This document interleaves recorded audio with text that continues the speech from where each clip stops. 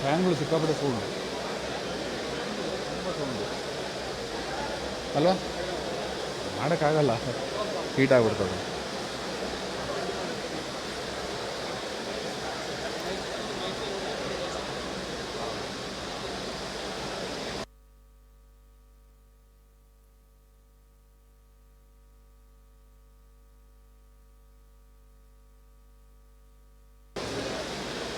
Hello, ಅಲ್ಲಿ ಆ ಸೈಡಲ್ಲಿರುವಂತಹ ladies ಸ್ವಲ್ಪ ಇಲ್ಲಿ ಫ್ರಂಟಲ್ಲಿ ಕಾಲಿರುವಂಥ ಚೇರ್ಸನ್ನು ಫಿಲ್ ಮಾಡಿ. ಸ್ವಲ್ಪ ಬ್ಯಾಕಲ್ಲಿರುವಂಥವ್ರು ಫ್ರಂಟ್ ಚೇರ್ ಫಿಲ್ ಮಾಡಿ. ಆ ಬ್ಯಾಕಲ್ಲಿರುವಂಥ ಎದುರು ಚೇರ್ ಫಿಲ್ ಮಾಡಿ. ಓಕೆ.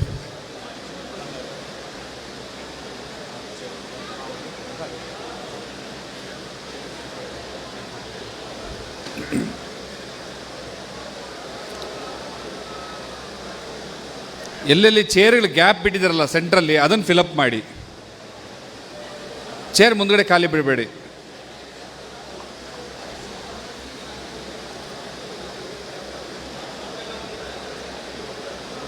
ಶುರು ಮಾಡಲ ಸರ್?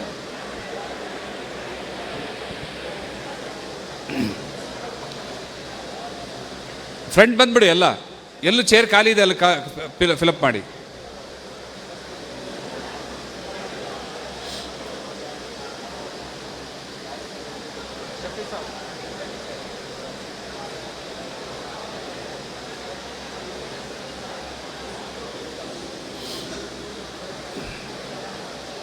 ಶುರು ಮಾಡಿ ಸರ್.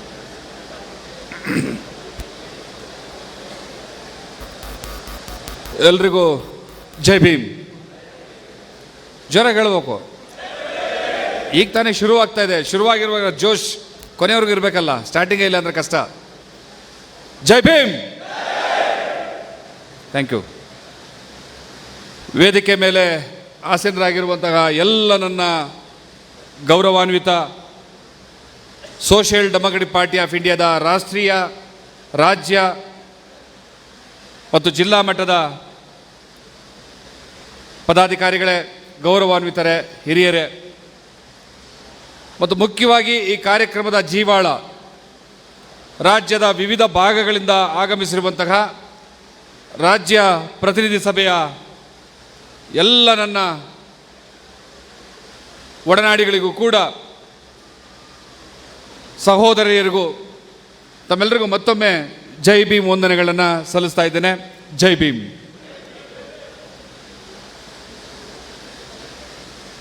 ಒಂದೂವರೆ ವರ್ಷಗಳ ನಂತರ ಸೋಷಿಯಲ್ ಡೆಮೊಕ್ರೆಟಿಕ್ ಪಾರ್ಟಿ ಆಫ್ ಇಂಡಿಯಾದ ರಾಜ್ಯ ಪ್ರತಿನಿಧಿ ಸಭೆ ಮತ್ತೆ ನಡೀತಾ ಇದೆ. ಒಂದೂವರೆ ವರ್ಷಗಳ ಹಿಂದೆ ನೀವುಗಳು ಈ ರಾಜ್ಯ ಸಮಿತಿಗೆ ವಹಿಸಿದಂತಹ ಜವಾಬ್ದಾರಿನಲ್ಲಿ ಅದೆಷ್ಟು ಪರಿಪೂರ್ಣವಾಗಿ ಈಡೇರಿದೆಯೋ ಇಲ್ಲವೋ ಅನ್ನೋದು ನಿಮ್ಮ ಗಮನಕ್ಕಿರುವಂಥದ್ದು. ಮತ್ತೆ ಈಗ ಒಂದೂವರೆ ವರ್ಷಗಳ ನಂತರ ಆ ಜವಾಬ್ದಾರಿಗಳ ಪುನರ್ಮನನ ಮಾಡಿಕೊಳ್ಳುವಂತಹ ಸಂದರ್ಭ ಇವತ್ತು ನಮಗೆ ಸಿಕ್ಕಿದೆ. ಆ ಒಂದು ಸಂದರ್ಭದ ರಾಜ್ಯ ಪ್ರತಿನಿಧಿ ಸಭೆಯ ಕಾರ್ಯಕ್ರಮದ ಸ್ವಾಗತವನ್ನು ಮಾಡುವಂಥ ಒಂದು ಅವಕಾಶವನ್ನು ನನಗೆ ಕೊಟ್ಟಿದ್ದಾರೆ. ಸ್ವಾಗತವನ್ನು ತಮ್ಮೆಲ್ಲರನ್ನೂ ಕೂಡ ಆತ್ಮೀಯವಾಗಿ ಸ್ವಾಗತಿಸೋದಕ್ಕೆ ಮುಂಚೆ ಒಂದೆರಡು ಅಭಿಪ್ರಾಯಗಳನ್ನು ನಿಮ್ಮ ಮುಂದೆ ಇಟ್ಟು ನಾನು ತಮ್ಮೆಲ್ಲರನ್ನೂ ಕೂಡ ಆತ್ಮೀಯವಾಗಿ ಸ್ವಾಗತಿಸುವಂತಹ ಒಂದು ಜವಾಬ್ದಾರಿಯನ್ನು ನಿರ್ವಹಿಸ್ತೀನಿ. ಎಂತಹ ಸಂದರ್ಭದಲ್ಲಿ ಮತ್ತು ಎಂತಹ ಪರಿಸ್ಥಿತಿನಲ್ಲಿ ಈ ರಾಜ್ಯ ಪ್ರತಿನಿಧಿ ಸಭೆ ನಡೀತಾ ಇದೆ, ಮತ್ತು ನಾನು ಆ ಸಭೆಯ ಅಥವಾ ಪ್ರತಿನಿಧಿ ಸಭೆಯ ಸ್ವಾಗತವನ್ನು ಮಾಡ್ತಾ ಇದ್ದೀನಿ ಅಂತಂದರೆ, ಈ ರಾಜ್ಯ ಕೇವಲ ಕೆಲವು ತಿಂಗಳುಗಳ ಹಿಂದೆ ಭ್ರಷ್ಟಾಚಾರಿಗಳು ಮತ್ತು ದರೋಡೆಕೋರರ ಕೈನಲ್ಲಿತ್ತು. ಆದರೆ ಇವತ್ತು ನಯವಂಚಕರು ಮತ್ತು ಜಾತಿವಾದಿಗಳ ಕೈನಲ್ಲಿ ಈ ರಾಜ್ಯ ಸಿಕ್ಕಾಕೊಂಡಿದೆ. ಅಂತಹ ಸಂದರ್ಭದಲ್ಲಿ ನಾವು ಈ ಕಾರ್ಯಕ್ರಮವನ್ನು ನಡೆಸ್ತಾ ಇದ್ದೀವಿ. ಸ್ವಾಗತವನ್ನು ಈ ಸಂಭ್ರಮದ ಕಾರಣಗಳಿಗಾಗಿ ಸ್ವಾಗತಿಸುವಂಥದ್ದು. ಯಾವುದೇ ಒಂದು ಶುಭ ಕಾರ್ಯಗಳಿದ್ದಾಗ ಎಲ್ಲರನ್ನೂ ಕೂಡ ಆತ್ಮೀಯವಾಗಿ ಸಂತೋಷದಿಂದ ನಾವು ಸ್ವಾಗತ ಮಾಡ್ಬೋದು. ಆದರೆ ಇಡೀ ದೇಶವೇ ಇವತ್ತು ಅಕ್ಷರಶಃ ಸ್ಮಶಾನದಂತೆ ಆಗ್ತಾ ಇರುವಂತಹ ಒಂದು ನಡವಳಿಕೆ ಈ ದೇಶದಲ್ಲಿ ನಡೀತಾ ಇರುವಂಥದ್ದು. ನಾನು ಎಲ್ರಿಗೂ ಗೊತ್ತಿರೋಂಥ ವಿಚಾರನೇ, ಪದೇ ಪದೇ ಹೇಳ್ತಾ ಇದ್ದೀನಿ ಅಷ್ಟೇ. ಇಲ್ಲಿ ನಾವು ತಿನ್ನುವಂತಹ ಊಟಕ್ಕೂ ಕೂಡ ಕಂಟ್ರೋಲ್ ಮಾಡುವಂಥವ್ರು ಯಾರೋ ಇದ್ದಾರೆ. ನಾವು ಓದುವಂತಹ ಓದಿಗೂ ಕೂಡ ಕಂಟ್ರೋಲ್ ಮಾಡೋರು ಯಾರೋ ಇರ್ತಾರೆ. ನಾವು ಧರಿಸುವಂತಹ ಬಟ್ಟೆಗಳನ್ನು ಕೂಡ ಯಾಕೀಗೆ ಬಟ್ಟೆ ಧರಿಸ್ತೀರಿ ಅಂತ ಕೇಳೋರು ಯಾರೋ ಇದ್ದಾರೆ. ನೀವೇನೇ ಮಾತಾಡಿದ್ರು ಕೂಡ, ನೀವೇನೇ ಹೇಳೋಕೊಟ್ರು ಕೂಡ ನೀನು ಇದನ್ನು ಹಿಂಗೆ ಹೇಳಬೇಕು, ಇದನ್ನು ಹಿಂಗೆ ಹೇಳಬಾರ್ದು ಅಂತ ಕಂಟ್ರೋಲ್ ಮಾಡುವಂತಹ ಒಂದು ದರಿದ್ರ ವ್ಯವಸ್ಥೆ ಈ ದೇಶದಲ್ಲಿ ಇನ್ನೂ ಜೀವಂತವಾಗಿದೆ ಮತ್ತು ಅದು ಹೆಚ್ಚಾಗ್ತಾ ಇದೆ. ತೀರಾ ಇತ್ತೀಚಿನ ಒಂದು ಸಣ್ಣ ಉದಾಹರಣೆ ಏನು ಅಂತಂದರೆ, ನಮ್ಮ ಭಾರತ ಚಂದ್ರನ ಮೇಲೆ ಕಾಲಿಡ್ತು. ಆ ಚಂದ್ರನನ್ನು ಅಧ್ಯಯನ ಮಾಡುವಂಥ ಒಂದು ಸಂದರ್ಭಕ್ಕೆ ಹೋಗಿದೆ. ಈ ಸಂದರ್ಭದಲ್ಲಿ ನಾನು ನೆನೆಸ್ಕೊಳ್ಳೋದೇನು ಅಂತಂದರೆ, ಕಳೆದ 5 ವರ್ಷಗಳಲ್ಲಿ ಭಾರತದಲ್ಲಿ 399 ಜನ ಪೌರ ಕಾರ್ಮಿಕರು ಕಕ್ಕಸ್ಸು ಗುಂಡಿಗಳಲ್ಲಿ ಸತ್ತಿದ್ದಾರೆ. ನಾವು ಚಂದ್ರನ ಮೇಲೆ ಕಾಲಿಡ್ತಾ ಇದ್ದೀವಿ. ಅಮೇರಿಕದ ವಿಜ್ಞಾನಿಗಳು ಚಂದ್ರನ ಮೇಲೆ ಕಾಲಿಟ್ಟಂಥ ಸಂದರ್ಭದಲ್ಲಿ ಆ ವಿಜ್ಞಾನಿಗಳು ಇಡೀ ಅಮೇರಿಕದ ರಸ್ತೆಗಳಲ್ಲಿ ಗೌರವದಿಂದ ಸಂತೋಷದಿಂದ ಮೆರವಣಿಗೆ ಹೊರಟಿದ್ರು. ಆದರೆ ಭಾರತ ದೇಶದಲ್ಲಿ ನಮ್ಮ ವಿಜ್ಞಾನಿಗಳು ಚಂದ್ರನ ಮೇಲೆ ನಮ್ಮ ಒಂದು ರಾಕೆಟನ್ನು ಅಥವಾ ಒಂದು ಆ ಕ್ಯಾಮ್ರಾವನ್ನು ಇಳಿಸಿದಾಗ ಇಲ್ಲಿ ಒಬ್ಬ ಸುಳ್ಳುಕೋರ ರಸ್ತೆಗಳಲ್ಲಿ ಮೆರವಣಿಗೆ ಹೋಗ್ತಾನೆ. ಅಂಥ ದುರಂತವಾದಂಥ ಪರಿಸ್ಥಿತಿ ಮತ್ತು ಆಘಾತಕಾರಿಯಾದಂತಹ ಪರಿಸ್ಥಿತಿ ಭಾರತ ದೇಶದಲ್ಲಿರುವಂಥದ್ದು. ನಾವು ರಾಜ್ಯಕ್ಕೆ ಇದು ರಾಜ್ಯ ಪ್ರತಿನಿಧಿ ಸಭೆಗಾಗಿದ್ದು ರಾಜ್ಯದಲ್ಲಿ ಮಾತಾಡೋದಾದರೆ, ದಲಿತರ ಅಭಿವೃದ್ಧಿಯ 11,000 ಕೋಟಿ ರೂಪಾಯಿಗಳನ್ನ ಕಳ್ಳತನ ಮಾಡ್ತಾರೆ ಮತ್ತು ಅದು ನ್ಯಾಯ ಅಂತ ಹೇಳ್ತಾರೆ. 92% ಮುಸಲ್ಮಾನರ ಓಟ್ಗಳನ್ನು ಪಡ್ಕೊಂಡಂತಹ ಕಾಂಗ್ರೆಸ್ ಸರ್ಕಾರ ಮುಸಲ್ಮಾನರಿಗೆ ಧಾರ್ಮಿಕ ಕ್ಷೇತ್ರಗಳಿಗೆ ಹೋಗೋದಕ್ಕೆ ಅನುಕೂಲವಾದಂಥ ಯೋಜನೆಗಳನ್ನ ರೂಪಿಸುತ್ತೆ ಹೊರತು ಆ ಮುಸಲ್ಮಾನ ಸಮುದಾಯಕ್ಕೆ ವಿದ್ಯಾವಂತರಾಗುವಂತಹ ಉದ್ಯೋಗಸ್ಥರಾಗುವಂತಹ ಅವಕಾಶಗಳನ್ನು ಒದಗಿಸೋದಿಲ್ಲ. ಟಿಪ್ಪು ಯೂನಿವರ್ಸಿಟಿ ಸ್ಥಾಪನೆ ಮಾಡೋದಿಲ್ಲ. ಮತ್ತೆ ಒನ್ಸ್ ಅಗೈನ್ ಟಿಪ್ಪು ಜಯಂತಿ ಬಗ್ಗೆ ಮಾತಾಡ್ತಾರೆ. ಈ ಶೋಷಣೆಗೊಳಪಟ್ಟಂತಹ ಸಮುದಾಯಗಳಿದ್ದಾವೆ, ಅದರಲ್ಲೂ ಮುಸಲ್ಮಾನ ಸಮುದಾಯ ಏನಿದೆ, ಆ ಸಮುದಾಯದ ಅಭಿವೃದ್ಧಿಗೋಸ್ಕರ ಹೇಳಿರುವಂತಹ ರಾಜೇಂದ್ರ ಸಾಚಾರ್ ವರದಿ, ರಂಗನಾಥ್ ಮಿಶ್ರಾ ವರದಿ, ಇದ್ರ ಬಗ್ಗೆ ಈ ಸರ್ಕಾರ ಮಾತಾಡೋದಿಲ್ಲ. ಇವರೆಲ್ಲರಿಗೂ ಕೂಡ 2,000 ರೂಪಾಯಿ ಕೊಡೋದು ಹೆಂಗೆ ಅಂತ ಯೋಚನೆ ಮಾಡುತ್ತೆ. ದುಡಿಯೋದಕ್ಕೆ ಭೂಮಿ ಕೂಡ ಯೋಚನೆ ಮಾಡೋದಿಲ್ಲ, ಅಕ್ಕಿ ಕೊಡುವಂತಹ ಯೋಚನೆಯನ್ನು ಮಾಡ್ತಾರೆ. ಇವೆಲ್ಲವೂ ಕೂಡ ಕ್ಷಣಿಕವಾದಂಥ ಕಾರ್ಯಕ್ರಮಗಳು, ಶಾಶ್ವತ ಯೋಜನೆಗಳಲ್ಲ. ಶಾಶ್ವತ ಯೋಜನೆಗಳ ಮೂಲಕ ಈ ನಾಡಿನ ಶೋಷಣೆಗೊಳಪಟ್ಟಂತಹ ಸಮುದಾಯಗಳನ್ನ ಅಭಿವೃದ್ಧಿ ಮಾಡಿದ್ರೆ ಇಲ್ಲಿನ ರಾಜಕೀಯ ದುರಾಡಳಿತಗಳು ನಡೆಯೋದಿಲ್ಲ ಅನ್ನುವಂಥ ಪ್ರಜ್ಞೆ ಇರುವಂತಹ ಅವರು ಈ ಸಮುದಾಯಗಳನ್ನು ಶಾಶ್ವತವಾಗಿ ಅಭಿವೃದ್ಧಿ ಮಾಡುವಂಥ ಕೆಲಸವನ್ನು ಮಾಡೋದಿಲ್ಲ. ಇಂತಹ ಒಂದು ದುಷ್ಟತನದ ರಾಜಕೀಯದ ವಿರುದ್ಧವಾಗಿ ಕಳೆದ 14 ವರ್ಷಗಳಿಂದ ಸತತವಾಗಿ ಹೋರಾಟವನ್ನು ಮಾಡ್ಕೊಂಡು ಬರ್ತಾ ಇರುವಂತಹ ಸೋಷಿಯಲ್ ಡೆಮೊಕ್ರೆಟಿಕ್ ಪಾರ್ಟಿ ಆಫ್ ಇಂಡಿಯಾದ ಪ್ರತಿನಿಧಿ ಅಂತ ನಾನು ಹೇಳ್ಕೊಳ್ಳೋದಕ್ಕೆ ಭಾಳ ಹೆಮ್ಮೆ ಪಡ್ತೀನಿ. ಮತ್ತು ಈ ರಾಜ್ಯ ಪ್ರತಿನಿಧಿಗಳ ಸಭೆಯಲ್ಲಿ ನಾವು ಇಂತಹ ಒಂದು ಘನತೆವೆತ್ತ ರಾಜಕಾರಣವನ್ನು ಮಾಡುವಂತಹ ಸೋಷಿಯಲ್ ಡೆಮೊಕ್ರೆಟಿಕ್ ಪಾರ್ಟಿ ಆಫ್ ಇಂಡಿಯಾದ ಭಾಗ, ಅದರ ಪ್ರತಿನಿಧಿಗಳು ಅಂತ ಹೇಳ್ಕೊಳ್ಳೋದಕ್ಕೆ ನಾವೆಲ್ಲರೂ ಕೂಡ ಭಾಳ ಹೆಮ್ಮೆಯನ್ನು ಪಡಬೇಕಾಗಿರುವಂಥ ಸಂದರ್ಭ ಇದು.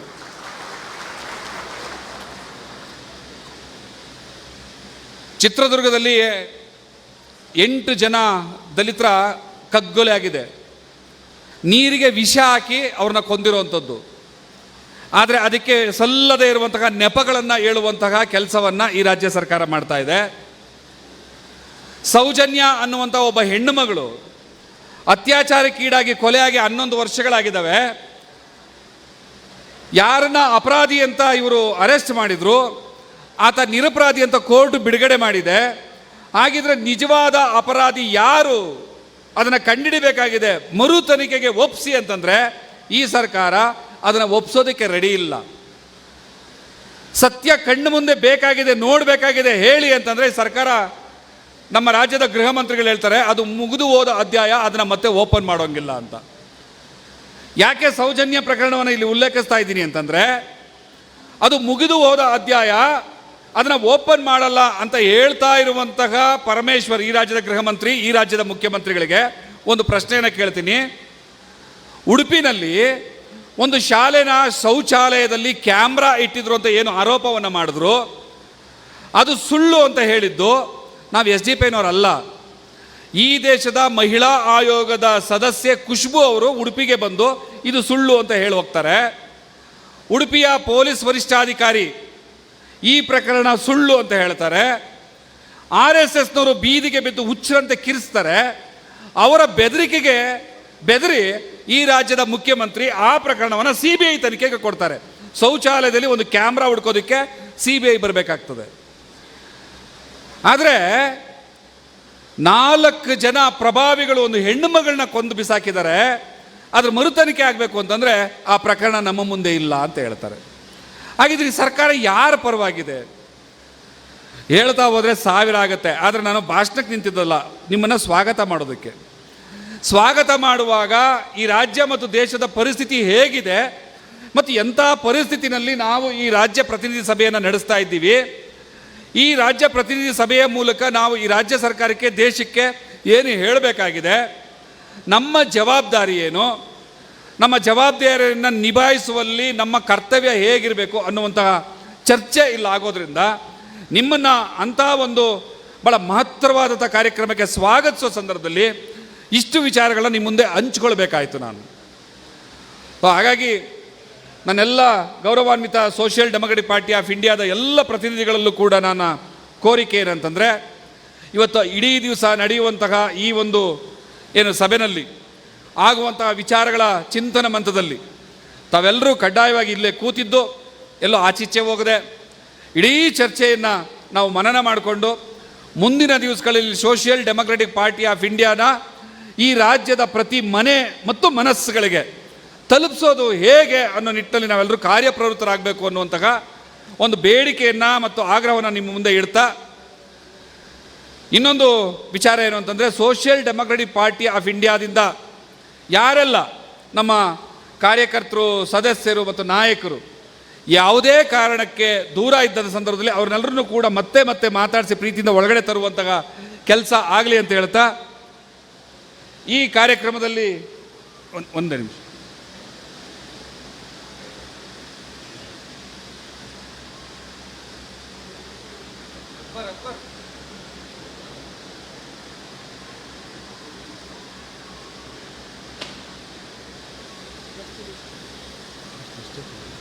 ನಾನು ನೋಡ್ತಾ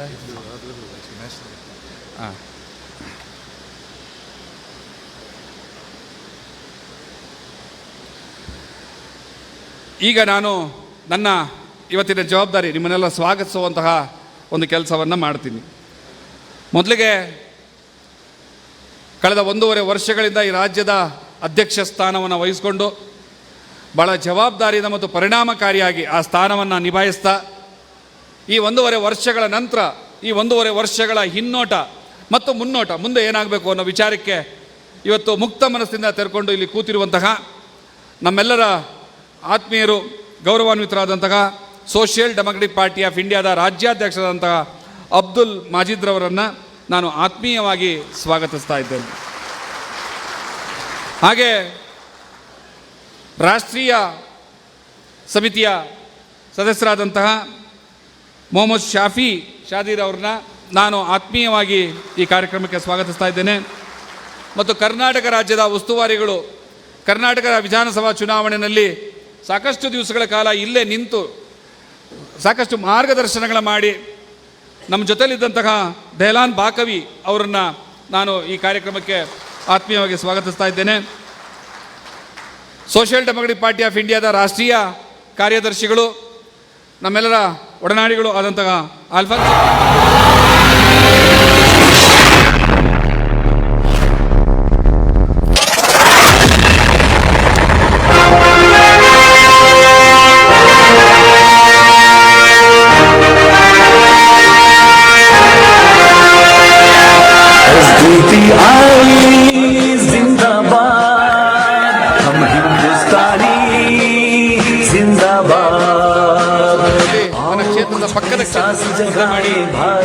ಸಾಕಷ್ಟು ತಿಳುವಳಿಕೆಗಳ ಮೂಲಕ ನಮ್ಮ ಚುನಾವಣೆಯಲ್ಲಿ ಸಾಕಷ್ಟು ಸಹಾಯವನ್ನು ಮಾಡ್ತಾ, ಈ ಹಿಂದೆ ರಾಜ್ಯಾಧ್ಯಕ್ಷರಾಗಿದ್ದಂಥವರು ಮತ್ತು ಹಾಲಿ ರಾಷ್ಟ್ರೀಯ ಸಮಿತಿ ಸದಸ್ಯರಾಗಿರುವಂತಹ ಅಬ್ದುಲ್ ಅನಾನ್ ರವರನ್ನು ನಾನು ಈ ಕಾರ್ಯಕ್ರಮಕ್ಕೆ ಸ್ವಾಗತವನ್ನು ಮಾಡ್ತಾ ಇದ್ದೇನೆ.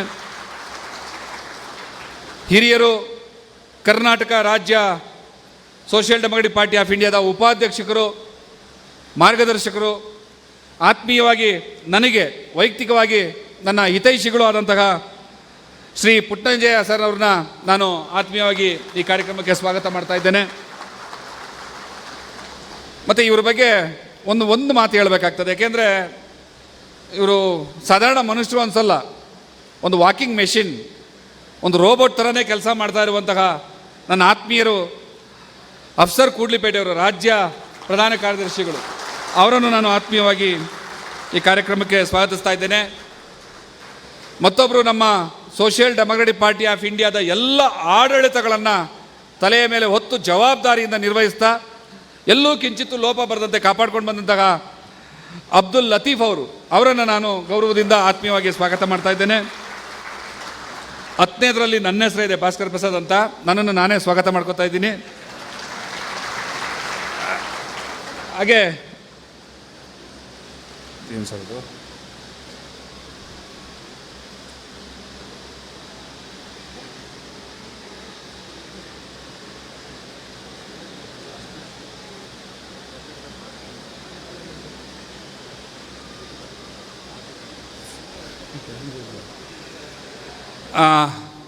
ಸ್ವಲ್ಪ ಸ್ಪೆಲ್ಲಿಂಗ್ ತಪ್ಪಿದೆ, ಕ್ಷಮಿಸಿ. ಹಾಗೆ ಸೋಷಿಯಲ್ ಡೆಮೊಕ್ರೆಟಿಕ್ ಪಾರ್ಟಿ ಆಫ್ ಇಂಡಿಯಾದ ಒಂದು ಬಲವರ್ಧನೆಗೆ, ಶಕ್ತಿಯನ್ನು ಹೆಚ್ಚು ಮಾಡೋದಕ್ಕೆ ಹಗಲಿರುಳು ಅಂದೇ ಶ್ರಮಿಸ್ತಾ ಇರುವಂತಹ ಮಾಜಿ ತುಂಬೆ ಅವರನ್ನು ಭಾಳ ಗೌರವದಿಂದ ನಾನು ಸ್ವಾಗತಿಸ್ತೇನೆ. ಮತ್ತೊಬ್ಬರು ಕಳೆದ 1.5 ವರ್ಷಗಳಲ್ಲಿ ನಾನು ವಂದನಾರ್ಪಣೆ ಮಾಡುವಾಗ, ಆ SRCಯ ವಂದನಾರ್ಪಣೆ ಮಾಡುವಾಗ ಒಂದು ಮಾತನ್ನು ಹೇಳಿದ್ದೆ. ಅವರು ಮನುಷ್ಯರಲ್ಲ, ಒಂದು ಮೊಬೈಲ್ ಫೋನ್, ಯಾವಾಗ ಅವ್ರನ್ನ ಹೆಂಗೆ ಟಚ್ ಮಾಡಿದ್ರು ರಿಂಗ್ ಆಗುತ್ತದು. ಅಂದರೆ ಇಡೀ ರಾಜ್ಯದ ಕಮ್ಯುನಿಕೇಷನ್ ಯಾವಾಗಲೂ 24/7 ಕಮ್ಯುನಿಕೇಷನಲ್ಲಿ ತೊಡಕೊಂಡು ಈ ಪಕ್ಷವನ್ನು ಭಾಳ ಬಲಿಷ್ಠವಾಗಿ ಕಟ್ಟೋ ನಿಟ್ಟಿನಲ್ಲಿ ಕೆಲಸ ಮಾಡ್ತಿರುವಂಥ ಅಶ್ರಫ್ ಮಾಚಾರ್ ಅವರನ್ನು ನಾನು ಸ್ವಾಗತ ಮಾಡ್ತಾ ಇದ್ದೇನೆ. ಕರ್ನಾಟಕ ರಾಜ್ಯ ಸೋಷಿಯಲ್ ಡೆಮೊಕ್ರೆಟಿಕ್ ಪಾರ್ಟಿ ಆಫ್ ಇಂಡಿಯಾದ ಕಾರ್ಯದರ್ಶಿಗಳಾಗಿದ್ದುಕೊಂಡು ಕರಾವಳಿ ಭಾಗದಲ್ಲಿ ದಲಿತ ಸಮುದಾಯದ ಪ್ರತಿನಿಧಿಗಳನ್ನು ಈ ಪಕ್ಷಕ್ಕೆ ತರುವುದರಲ್ಲಿ ಹೆಚ್ಚು ಶ್ರಮವನ್ನು ವಹಿಸ್ತಾ ಇರುವಂತಹ ಆನಂದ್ ಮಿತ್ತಬೈಲ್ ಅವರನ್ನು ನಾನು ಆತ್ಮೀಯವಾಗಿ ಸ್ವಾಗತಿಸ್ತಾ ಇದ್ದೇನೆ. ಹಾಗೆ ನಮ್ಮ ಪಕ್ಷದ ರಾಜ್ಯ ಖಜಾಂಚಿಗಳು, ನಮ್ಮ ಪಕ್ಷದ ಎಲ್ಲ ಕಾರ್ಯಚಟುವಟಿಕೆಗಳಿಗೆ ದುಡ್ಡು ಬೇಕಿದ್ದಾಗ ಅವ್ರ ಕಡೆ ಒಂದ್ಸರಿ ನೋಡಬೇಕಾಗ್ತದೆ ಖಜಾಂಚಿಗಳಿಗೆ. ಸೊ ಅವರನ್ನು ನಾನು ಈ ಕಾರ್ಯಕ್ರಮಕ್ಕೆ, ಖಾಲಿದ್ ಯಾದಗಿರಿ ಅವರನ್ನು ಕೂಡ ಸ್ವಾಗತಿಸ್ತಾ ಇದ್ದೇನೆ. ಮತ್ತು ನಮ್ಮ ಪಕ್ಷದ ರಾಷ್ಟ್ರೀಯ ಸದಸ್ಯರು ಮತ್ತು ಬೆಂಗಳೂರಿನ BBMPಯ ಮಾಜಿ ಸದಸ್ಯರು ಆಗಿದ್ದಂತಹ ಪ್ರೊಫೆಸರ್ ನಾಜ್ನಿಯಾ ಬೇಗಂ ಮೇಡಮ್ನವ್ರನ್ನ ನಾನು ಸ್ವಾಗತಿಸ್ತಾ ಇದ್ದೇನೆ.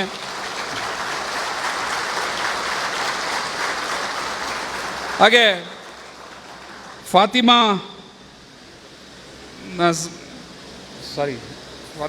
ನಸೀಮಾ ಅವ್ರನ್ನ ನಾನು ಈ ಕಾರ್ಯಕ್ರಮಕ್ಕೆ ಸ್ವಾಗತಿಸ್ತಾ ಇದ್ದೇನೆ. ಮತ್ತು ವೇದಿಕೆ ಮೇಲೆ ಇರುವಂತಹ ಸುಮಾರು ಜನ ಇದ್ದಾರೆ, ಎಲ್ಲರೂ ಹೆಸರು ಹೇಳ್ತಾರೆ, ಮತ್ತು ಸಮಯ ಆಗ್ಬೋದು, ಅವರು ಅರ್ಥ ಮಾಡ್ಕೊಳ್ತಾರೆ. ಎಲ್ರಿಗೂ ಒಟ್ಟಿಗೆ ಸಾಮೂಹಿಕವಾಗಿ ಧನ್ಯವಾದಗಳನ್ನು ಅರ್ಪಿಸಿದ್ರೆ ಭಾಳ ಖುಷಿ. ಸೋಷಿಯಲ್ ಡೆಮೊಕ್ರೆಟಿಕ್ ಪಾರ್ಟಿ ಆಫ್ ಇಂಡಿಯಾದ ಸ್ಟೇಟ್ ವರ್ಕಿಂಗ್ ಕಮಿಟಿಯ ಎಲ್ಲ ಸದಸ್ಯರು ವೇದಿಕೆ ಮೇಲೆ ಏನಿದ್ದಾರೆ ಅವರೆಲ್ಲರೂ ಕೂಡ ಈ ಪಕ್ಷ ಚಟುವಟಿಕೆಯಲ್ಲಿ, ಪಕ್ಷದ ಅಭಿವೃದ್ಧಿನಲ್ಲಿ, ಪಕ್ಷವನ್ನು ಪ್ರತಿ ಮನೆಗೆ ತಲುಪಿಸೋದ್ರಲ್ಲಿ ಶ್ರಮ ವಹಿಸ್ತಾ ಇದ್ದಾರೆ. ಅವರೆಲ್ಲರನ್ನೂ ಕೂಡ ನಾನು ಆತ್ಮೀಯವಾಗಿ ಭಾಳ ಗೌರವದಿಂದ ಈ ಒಂದು ಕಾರ್ಯಕ್ರಮಕ್ಕೆ ನಾನು ಸ್ವಾಗತವನ್ನು ಮಾಡ್ತಾ, ಸೋಷಿಯಲ್ ಡೆಮೊಕ್ರೆಟಿಕ್ ಪಾರ್ಟಿ ಆಫ್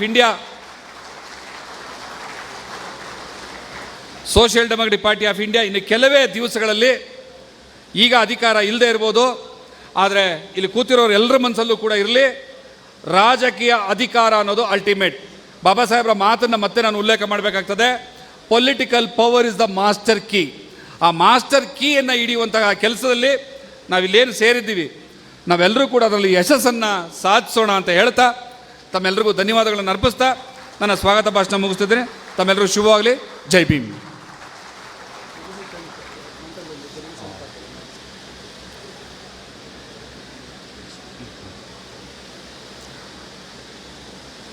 ನಿಮ್ಮೆಲ್ಲರ ಸ್ವಾಗತ ಕಾರ್ಯಕ್ರಮದ ನಂತರ ವೈಯಕ್ತಿಕವಾಗಿ ನನಗೆ ಭಾಳ ಬೇಸರ ಇರುವಂಥದ್ದು, ತಮಗೂ ಕೂಡ ಭಾಳ ದುಃಖ ತರುವಂತಹ ಒಂದು ವಿಚಾರವನ್ನು ನಿಮ್ಮ ಮುಂದೆ ಇಡ್ತಾ ಇದ್ದೀನಿ. ಕರ್ನಾಟಕದ ದಲಿತ ಸಂಘರ್ಷ ಸಮಿತಿ, ದಲಿತ ಹೋರಾಟಗಳು ಏನಿದ್ದಾವೆ, ಆ ದಲಿತ ಹೋರಾಟಗಳಲ್ಲಿ ಮುಂಚೂಣಿ ನಾಯಕತ್ವದಲ್ಲಿ ಇದ್ದಂತಹ ನಮ್ಮೆಲ್ಲರ ಹಿರಿಯರು ಜಿಗಣಿ ಶಂಕರ್ ಅವರು 2 ದಿವಸದ ಹಿಂದೆ ಹೃದಯಾಘಾತದಿಂದ ತೀರ್ಕೊಂಡ್ರು. ಮತ್ತೊಬ್ಬರು ನಮ್ಮ ನಾಡಿನ ಸಾಂಸ್ಕೃತಿಕವಾದಂಥ ಸಾಕ್ಷಿ ಪ್ರಜ್ಞೆ, ಹಲವಾರು ಎಡರು ತೊಡರುಗಳ ನಡುವೆ, ಆಪಾದನೆಗಳ ನಡುವೆ ಕೂಡ ಗಟ್ಟಿಯಾಗಿ ನಿಂತು ಈ ನಾಡಿನ ಸಾಂಸ್ಕೃತಿಕ ಲೋಕವನ್ನು ಕಟ್ಟಿಕೊಟ್ಟಂತಹ ಮಂಟೇಲಿಂಗನವರು ಅವರು ಕೂಡ ನಮ್ಮನ್ನು ಅಗಲಿ ಹೋಗಿದ್ದಾರೆ. ಆ 2 ದಿವ್ಯ ಚೇತನಗಳ ಆತ್ಮಕ್ಕೆ ಶಾಂತಿಯನ್ನು ಕೋರುವಂತಹ ಕರ್ತವ್ಯ ಮತ್ತು ಜವಾಬ್ದಾರಿ ನಮ್ಮದು. ನಾವೆಲ್ಲರೂ ಕೂಡ 1 ನಿಮಿಷ ಎದ್ದು ನಿಂತು ಅವರ ಆತ್ಮಕ್ಕೆ ಶಾಂತಿಯನ್ನು ಕೋರೋಣ ಅಂತ ತಮ್ಮೆಲ್ಲರಲ್ಲೂ ಕೂಡ ನಾನು ಪ್ರಾರ್ಥನೆಯನ್ನು ಮಾಡ್ಕೊಳ್ತಾ ಇದ್ದೀನಿ. 1 ನಿಮಿಷಗಳ ಕಾಲ ಮೌನ ಪ್ರಾರಂಭ.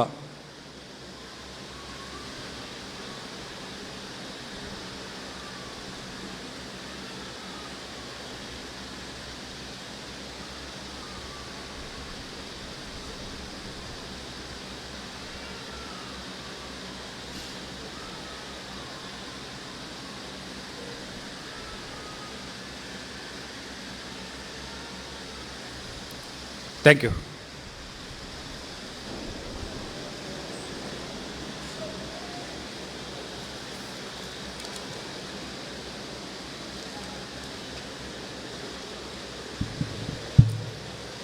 ನಮ್ಮೆಲ್ಲರನ್ನ ಕೂಡ ಸ್ವಾಗತಿಸಿದಂತಹ ರಾಜ್ಯ ಪ್ರಧಾನ ಕಾರ್ಯದರ್ಶಿಗಳಾಗಿರುವಂತಹ ಭಾಸ್ಕರ್ ಪ್ರಸಾದ್ ತಮ್ಮದು ಕೂಡ ಈ ಒಂದು ರಾಜ್ಯ ಪ್ರತಿನಿಧಿ ಸಭೆಗೆ ಸ್ವಾಗತವನ್ನು ಕೋರುತ್ತಾ ಇದ್ದೇನೆ. ಆತ್ಮೀಯ ಸಹೋದರರು, ಈ ಒಂದು ರಾಜ್ಯ ಪ್ರತಿನಿಧಿ ಸಭೆಗೆ ಬಂದಂತಹ ತಾವೆಲ್ಲರೂ ಕೂಡ ರಾಜ್ಯ ಮಟ್ಟದ, ಜಿಲ್ಲಾ ಮಟ್ಟದ ನಾಯಕರಾಗಿದ್ದೀರಿ. ನಿಮ್ಮ ಕೈಯಿಂದ, ಯಾರ ಕೈಯಿಂದಲೂ ಕೂಡ ಮೊಬೈಲನ್ನು ತೆಗೆದಿರುವಂತಹ ಕೆಲಸ ಇವತ್ತು ಮಾಡಲಿಲ್ಲ. ಹಾಗಾಗಿ ತಮ್ಮ ಕೈಲಿರುವಂತಹ ಮೊಬೈಲನ್ನು ಒಂದು ಫ್ಲೈಟ್ ಮೋಡ್ ಅಥವಾ ಸ್ವಿಚ್ ಆಫ್ ಅಥವಾ ಸೈಲೆಂಟಲ್ಲಿಟ್ಟರೆ ಒಳ್ಳೆಯದು. ಈ ಒಂದು ಕಾರ್ಯಕ್ರಮ ಮುಗಿಯುವವರೆಗೆ ಆ ಮೊಬೈಲ್ನ ಹಿಂದೆ ಬೀಳದೆ ಅದನ್ನು ಸೈಲೆಂಟ್ ಮೋಡಿಗೆ ತರಬೇಕು. ಮತ್ತು ವಾಶ್ರೂಮು ಜೆಂಟ್ಸ್ ಯಾರಾದರೂ ಹೋಗ್ತಿದ್ರೆ ಅಲ್ಲಿ ಒಳಗಡೆ ಇದೆ, ಅರ್ಜೆಂಟಾಗಿ ಎಮರ್ಜೆನ್ಸಿ ಇದ್ದರೆ ಲೇಡೀಸ್ಗೆ ಈ ಭಾಗದಲ್ಲಿ ವಾಶ್ರೂಮ್ ಇದೆ, ಅದನ್ನು ಅಗತ್ಯ ಇದ್ದರೆ ನಮಗೆ ಉಪಯೋಗಿಸ್ಬೋದು. ಮತ್ತು ಈ ಒಂದು ಕ್ಯಾಂಪಿನ ಡೈರೆಕ್ಟರ್ ನಮ್ಮ ಅಬ್ದುಲ್ ಹನ್ನಾನ್ ಸಾಬ್ ಆಗಿದ್ದಾರೆ. ಏನಾದರೂ ಅಗತ್ಯ ವಿಚಾರಕ್ಕೆ ಸಂಬಂಧಪಟ್ಟರೆ ಅವರನ್ನು ಡಿಸ್ಕಷನ್ ಮಾಡ್ಬೋದು. ಮತ್ತು ಅಸಿಸ್ಟೆಂಟ್ ಆಗಿ ಮುಜಾಹಿದ್ ಪಾಷಾ ಅವರಿದ್ದಾರೆ, ಅವರನ್ನು ಕೂಡ ತಮಗೆ ಕಾಂಟ್ಯಾಕ್ಟ್ ಆಗ್ಬೋದು. ಕಾರ್ಯಕ್ರಮದ ಮುಂದಕ್ಕೆ ನಮ್ಮ ಈ ಒಂದು ಕಾರ್ಯಕ್ರಮದ ಉದ್ಘಾಟನೆಯನ್ನು ಮಾಡಲಿಕ್ಕಿದ್ದಾರೆ ದೂರದ ಮರಳುಗಾಡು ರಾಜಸ್ಥಾನದಿಂದ ಬಂದಿರುವಂತಹ ಸೋಷಿಯಲ್ ಡೆಮೊಕ್ರೆಟಿಕ್ ಪಾರ್ಟಿ ಆಫ್ ಇಂಡಿಯಾದ ರಾಷ್ಟ್ರೀಯ ಉಪಾಧ್ಯಕ್ಷ ಸ್ಥಾನವನ್ನು ಅಲಂಕರಿಸಿರುವಂತಹ ಮೊಹಮ್ಮದ್ ಶಫಿ ರಾಜಸ್ಥಾನಿಯವರನ್ನು ಇನಾಗ್ರಲ್ ಅಡ್ರೆಸ್ಗಾಗಿ ನಾನು ವೇದಿಕೆ ಆಹ್ವಾನಿಸ್ತಾ ಇದ್ದೇನೆ.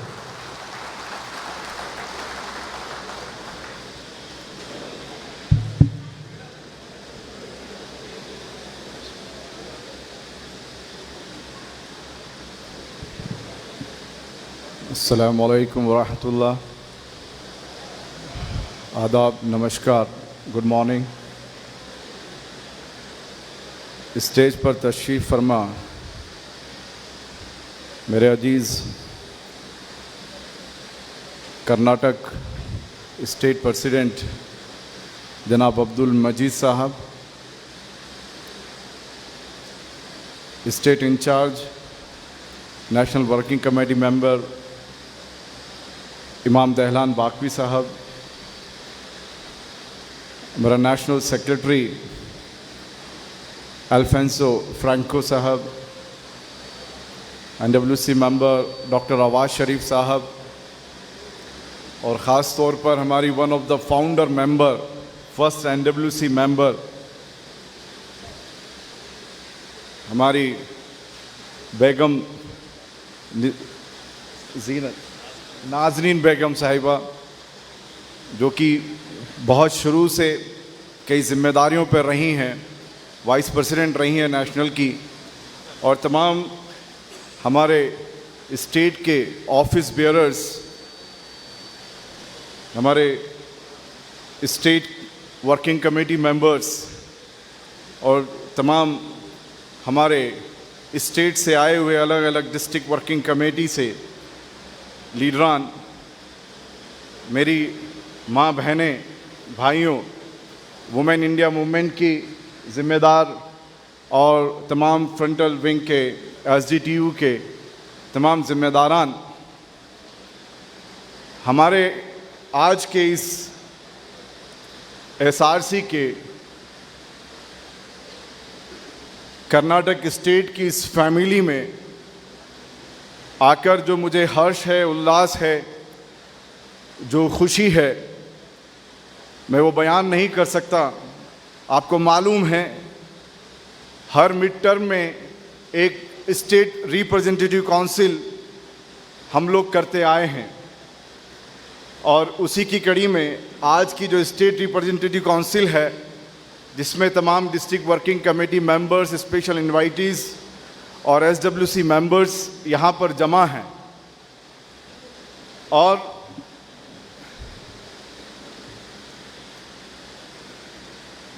यहाँ हम सभी आज पूरा दिन हमारी 1.5 साल की जितनी भी एक्टिविटीज़ हैं, हाफ टर्म की जितनी एक्टिविटीज़ हैं, उसको डिस्कस करेंगे और जो पॉजिटिविटी के साथ में हम लोग स्ट्रगल करके आज यहाँ जो जमा हुए हैं, एक दूसरे को जो मिलकर जो खुशी है, उस खुशी को हम यहाँ शेयर करेंगे। मेरे भाइयों और बहनों, जैसा कि आपको मालूम है, आज social democratic party of India की जर्नी को 14 साल हो चुके हैं, हम 15वें साल में हैं और इस 15वें साल में 15 स्टेट में और गालिबन 170 डिस्ट्रिक्ट्स में ऑल इंडिया में हमारा काम चल रहा है।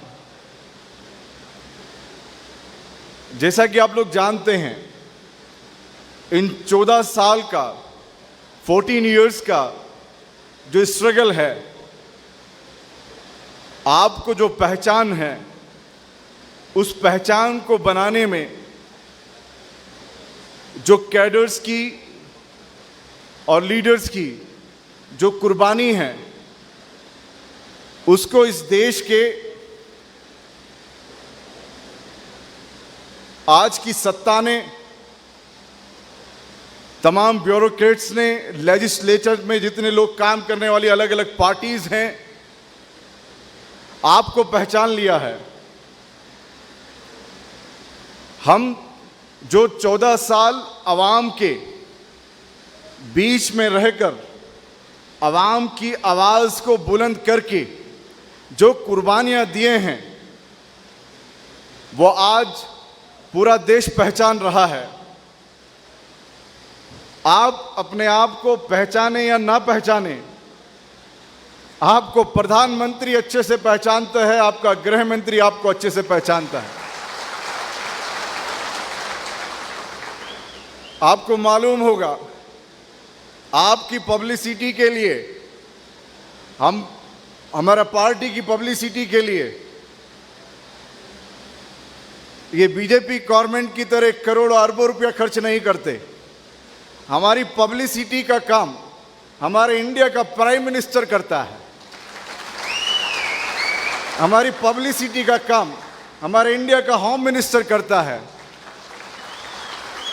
ये 14 साल का क्रेडिट है जो हमें मिला है। ये सक्सेस है कि आपको पहचान लिया है। ये सक्सेस है कि आपने क्राइसिस फेस किया है। अगर क्राइसिस नहीं है तो अपॉर्चुनिटी भी नहीं होगी। वो अपॉर्चुनिटी के लिए हम लोग रेडी हैं। सो मैं चंद आज हमारे आज के हालात पर और इन हालात के मुताबिक हमारे इक़दामात पर आपके साथ चर्चा करने आया। मैंने जैसा कि पहले ही कहा, ये हमारा एक परिवार का प्रोग्राम है। हम सब एक, जितने ब्रदर्स सिस्टर्स यहाँ बैठे हुए हैं, हमारा भाईचारा, हमारे आपस का जो उखवत है, हमारा जो ब्रदरहुड है, वो एक सीसा पिलाई दीवार जैसा मजबूत है।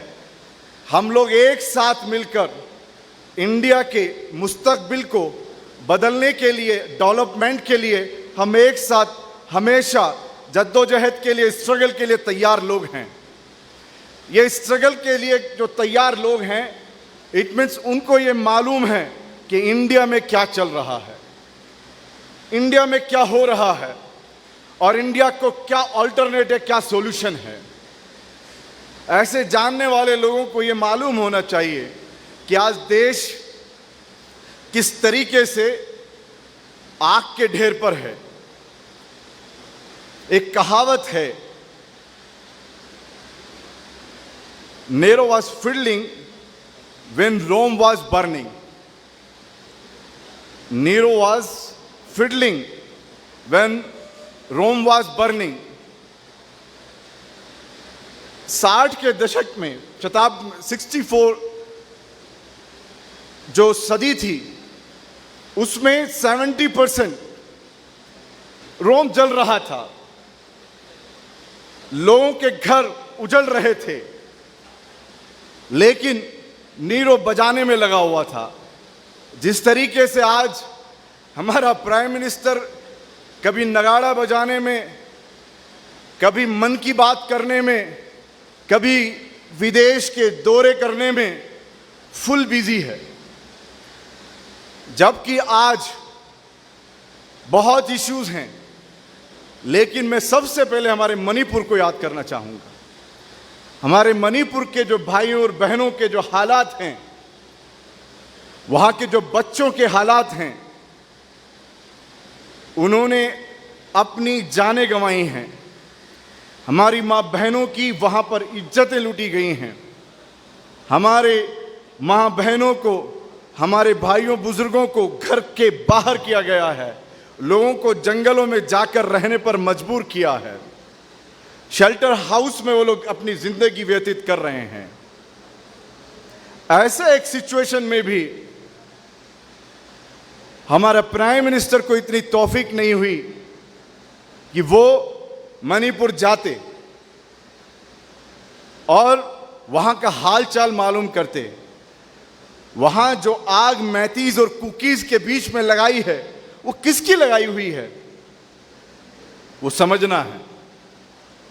वहां जो हालात 2002 के बाद 2002 से भी खतरनाक बना दिए हैं। ये जो सिचुएशन है, ये मैं थोड़ा बीच में, मुझे बात करने का प्रॉब्लम नहीं है, लेकिन ये रूल्स के अगेंस्ट है। शायद ये नया कॉन्स्टिट्यूशन आ गया है कि आजकल फैमिली में भी, घर में भी, हमारा परिवार के प्रोग्राम में शायद पुलिस वालों को आजकल इजाज़त है। ये प्रोग्राम में ये पुलिस वाले को इजाज़त दिए है क्या? ऐसा कहीं भी गवर्नमेंट के रूल्स में नहीं है। एक हॉल प्रोग्राम के अंदर एक पुलिस वाले का क्या काम है? वो गेट के बाहर आके सिक्योरिटी दे रहे तो ओके है। ऐसा एक बीच के प्रोग्राम में, किसी हॉल प्रोग्राम में पुलिस वाले को परमिशन देने का जरूरत नहीं है। आप लोग तो लॉ अच्छे से जानते हैं। Then why is here? इसलिए ये जो भी ऑफिसर हैं उनको कहिए प्लीज, आपका ड्यूटी ऑनलाइन है, ऑनलाइन देखिए प्रोग्राम को। ऐसा एक पार्टी का फैमिली प्रोग्राम में इधर नहीं आना है। हिंदी मालूम नहीं है तो ट्रांसलेट करके उनको भेजिए। बहरहाल ये एक हालात हमारे देश के हैं।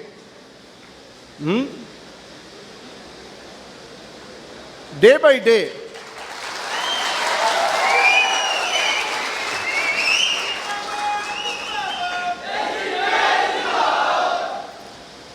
बाय डे हालात कहां जा रहे हैं?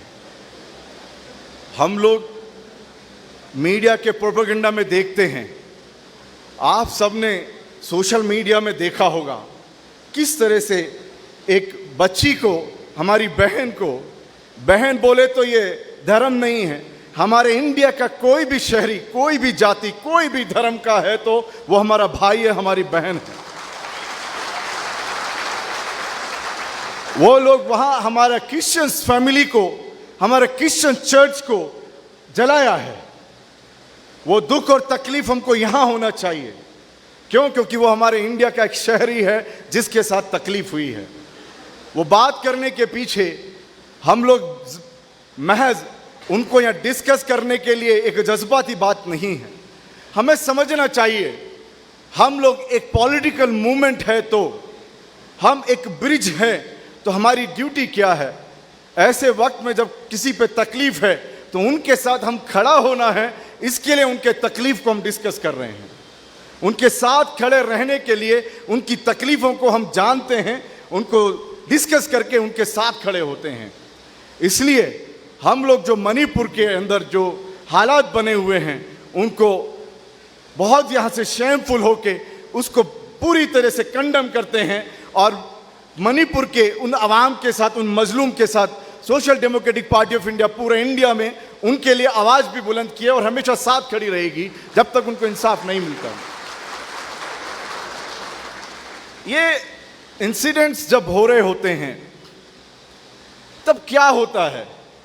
वो ट्राइबल्स का इशू है, वो क्रिश्चियंस का इशू है, वो मुस्लिम्स का इशू है, क्योंकि हर दिन कुछ हो रहा है और मीडिया हर दिन कुछ होने में या तो वो मुस्लिम्स दिखा रहा है या फिर वो माओइस्ट दिखा रहा है, कम्युनिस्ट को दिखा रहा है, नहीं है तो क्रिश्चियंस को दिखा रहा है, नहीं है तो शेड्यूल कास्ट को दिखा रहा है। मीडिया जितने भी विक्टिम्स हैं उनको इंडियन होकर नहीं दिखा रहा है। यह है प्रॉब्लम। इंडिया का मेन प्रॉब्लम यहां की जो मीडिया गलत इस्तेमाल कर रहा है। आपको मालूम है 2 दिन पहले का इंसिडेंट है, एक बच्चा अल्तमश 7 साल का बच्चा है, ओनली 7 ईयर ओल्ड, पूरा मीडिया में आप लोगों ने देखा है। मुस्लिम बोलकर वो जो टीचर है वो मुस्लिम बोलकर बोल रही है मॉमडल्स को ऐसा मारने के लिए। किससे वो लोग को पिटवा रही है? बच्चों से पिटवा रही है, वो क्लासमेट से पिटवा रही है। आप सोचिए, हम सब साथी हैं, we are brothers and sister. यहां एक आदमी को मारकर ऐसा हमारा एक जिम्मेदार मजा ले सकता है क्या? वो उसको एंजॉय किया है। कहां पहुंच गए हम लोग? क्योंकि उन्हें मालूम है, एक कहावत बहुत बुरी लगेगी जो यहां के फांसीवाद ने इस्तेमाल किया है कि अगर मोहल्ले के किसी कुत्ते को मारना है तो उससे कह दो ये पागल है, और वो कहने के बाद अगर उस कुत्ते को मार दिया कोई उसको बचाने वाला नहीं होगा, कोई बचाने नहीं आएगा, क्योंकि पहले ही पागल घोषित कर दिया। वो लोग रोज ऐसा करते चले जा रहे हैं। जब ट्रेन के अंदर एक पुलिस जवान एक ट्राइबल एसआई मीना को मार देता है और आइडेंटिफाई करके कोच में जाके मुस्लिम्स को शूट करता है, इंडिया की आवाम को क्या करना चाहिए था? पूरा इंडिया को बाहर आके जाम करना था, प्रोटेस्ट करना था, रोड पर आना था। नहीं आया, क्योंकि यहां बांट दिया गया है, डिवाइड कर दिया गया है। कितना बच्चियों को रोज रेप हो रहा है, छोटे मोटे इंसिडेंट नहीं है। मेंबर ऑफ पार्लियामेंट, आप सोचिए, रेसलिंग का वर्ल्ड ऑर्गेनाइजेशन ने उसको यहां का इंडिया का हमारा फेडरेशन को, रेसलिंग फेडरेशन को कैंसिल कर दिया है, लेकिन वो मेंबर पार्लियामेंट ब्रिजभूषण अभी भी सीट पर बैठा हो, उसको सस्पेंड करके डिसमिस करके कुछ नहीं किया। वहीं एक छोटी मोटी बात पर कितना पार्लियामेंट्री मेंबर को, कम से कम 2-3 मेंबर्स आपको याद है, उसमें राहुल गांधी है या हमारा जो लक्षद्वीप का एक मेंबर ऑफ पार्लियामेंट है, उनकी सदस्यता को निरस्त कर दिया। असेंबली के अंदर, यूपी के असेंबली में जो कभी मिनिस्टर रहे आजम खान को क्या किया? वहां उनकी सदस्यता रद्द कर दी। बाद में कोर्ट ने भी उनको बोला है वो इलीगल हुआ है, उनके ऊपर कोई आरोप नहीं पाया। उसके बाद वहां जो इलेक्शन हुआ है रामपुर के अंदर, इलेक्शन करने के लिए ताकत नहीं दे रहे, वहां की औरतों को मर्दों को मारा है, पीटा है, क्या किया है वहां? कितना वोटिंग पड़ा है? 30-35% वोट। कहां से जीतेंगे? ये सिचुएशन हर एक अलग अलग तबके में बांट कर वो लोग रोज बरोज बहुत सारे इंसिडेंट्स कर रहे हैं। बहुत सारे आप लोग रोज अखबार में, चैनल्स में देखते हैं। वो अगर तफसील में गए तो शायद पूरा दिन हम, स्पेशली अगर मोदी 1 मोदी 2 का पूरे हम लोग इंसिडेंट्स देखेंगे तो आपको समझ में आ जाएगा कि कहां से कहां पहुंच गए हैं। इंडिया को किस तरीके से यहां के इकोनॉमी पर कोई बात नहीं कर रहा है, यहां के अनएम्प्लॉयमेंट के बारे में बात नहीं कर रहा है। इवन अभी वो लोग ये भी सेंट्रल गवर्नमेंट से सैंक्शन किए बिल पास, उसको भी वो लोग सैंक्शन कर रहे हैं कि अनएम्प्लॉयमेंट का, बेरोजगारी का डाटा अब बाहर दिखाने की जरूरत नहीं है। अब बेरोजगारी का डाटा भी आपके सामने नहीं आएगा कि कितनी बेरोजगारी है। यहां हंगर स्ट्राइक में हम लोग ये नेपाल, भूटान से भी पीछे, बांग्लादेश से भी पीछे हैं। हमारे ये जर्नलिज्म का जो, प्रेस का जो फ्रीडम है, आप उसमें अफगानिस्तान से भी पीछे हैं। अभी वर्ल्ड प्रेस का हाल ही का डाटा है कि इंडिया जो है, जो फ्रीडम ऑफ प्रेस है, उसमें अफगानिस्तान से भी पिछड़ गया है, जिसके बारे में हम जानते हैं क्या चल रहा है। ये situation day by day India की खराब हो रही है। इसीलिए मैंने ये बात कही कि हमारा प्राइम मिनिस्टर, कहाँ इलेक्शन है वो वहां जा रहे हैं, हर स्टेट में वो विजिट करेंगे, लेकिन कहां पर कम्युनल टेंशन्स हुई है, कहां पर हमारा देश के कौन से कोने में, किस प्रदेश के किस जिले में आग लगी है, कभी भी प्राइम मिनिस्टर वहां जाकर विजिट नहीं किया। वो पूरे विदेश में घूमते हैं। इसीलिए मैंने ये बात कही कि Nero was fiddling when Rome was burning. आप सोचिए कि 60वीं शताब्दी की बात आज हम कर रहे हैं। क्यों? क्योंकि ये इंडिया को हमारा एक तानाशाह की तरफ लेके जा रहे हैं, ये लोकशाही को राजशाही की तरफ लेके जा रहे हैं। और इसकी निशानियां खुलकर आप देख सकते हैं। जब मणिपुर के गवर्नर ने ये कहा है कि इंडिया पाकिस्तान जैसे हालात मणिपुर में हैं, ये मैं नहीं कह रहा हूं, और इनका गवर्नर आज पंजाब में बैठकर ये बोलता है कि पंजाब में राष्ट्रपति जो है शासन लागू करने की जरूरत है। ये लोग आज दिल्ली के अंदर कोर्ट के फैसले के खिलाफ फिर भी नया वो लोग अपना मनमानी करने के लिए कैबिनेट से नया गवर्नेंस लेकर आकर उधर उनको आगे काम करने नहीं दे रहे हैं। पूरे इंडिया का फेडरलिज्म, जो स्टेट का जो फ्रीडम है, वो धीरे धीरे जा रहा है। जो गवर्नमेंट की जितने भी जो ईडी है, एनआईए है, वो लोग एक पपेट्स की तरह काम कर रहे हैं। ईडी को कितने अमेंडमेंट्स करके, बिल पास करके वो लोग पावर्स दे चुके हैं। आज एक ईडी को, एनआईए को किसी भी मोहल्ले के, इंडिया के किसी भी मोहल्ले में जाके किसी भी घर में घुस सकता है।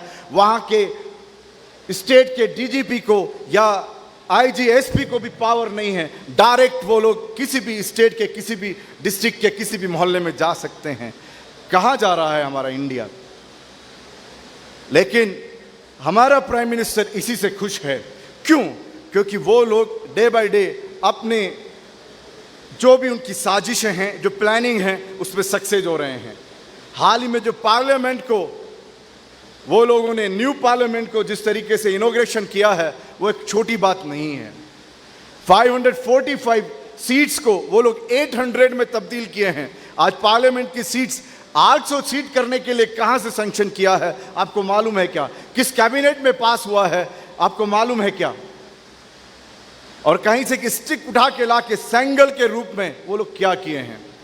वो 7वीं 8वीं के शताब्दी में जो चोर साम्राज्य उस एम्परर के वक्त में एक महंत एक ब्राह्मण जो है राजा को सत्ता देता था, वो सेंगल को मोदी को दिया गया, प्राइम मिनिस्टर को दिया गया। क्या आज इंडिया में डेमोक्रेटिक सिंबल को छोड़ के क्या राजशाही के सिंबल को लागू करना था? क्या क्या किया है पूरा इंडिया में अपोजिशन उसके खिलाफ? ये हमारे इंडिया के हालात हैं। जब इंडिया के पूरी जो फैमिलीज रहने वाली है उनके दिलों में नफरत पैदा की जा रही है, उनको आपस में लड़ाया जा रहा है, उनको आपस में बांटा जा रहा है, उनके रोजगार पर, उनकी जो मूलभूत उनकी ज़रूरतें हैं, जो हर एक शहरी का जो फंडामेंटल राइट्स है, रोटी, कपड़ा, मकान, स्वास्थ्य, शिक्षा, उनको छोड़कर कम्युनल एजेंडे में, कास्ट, रिलीजन में बांटा जा रहा है।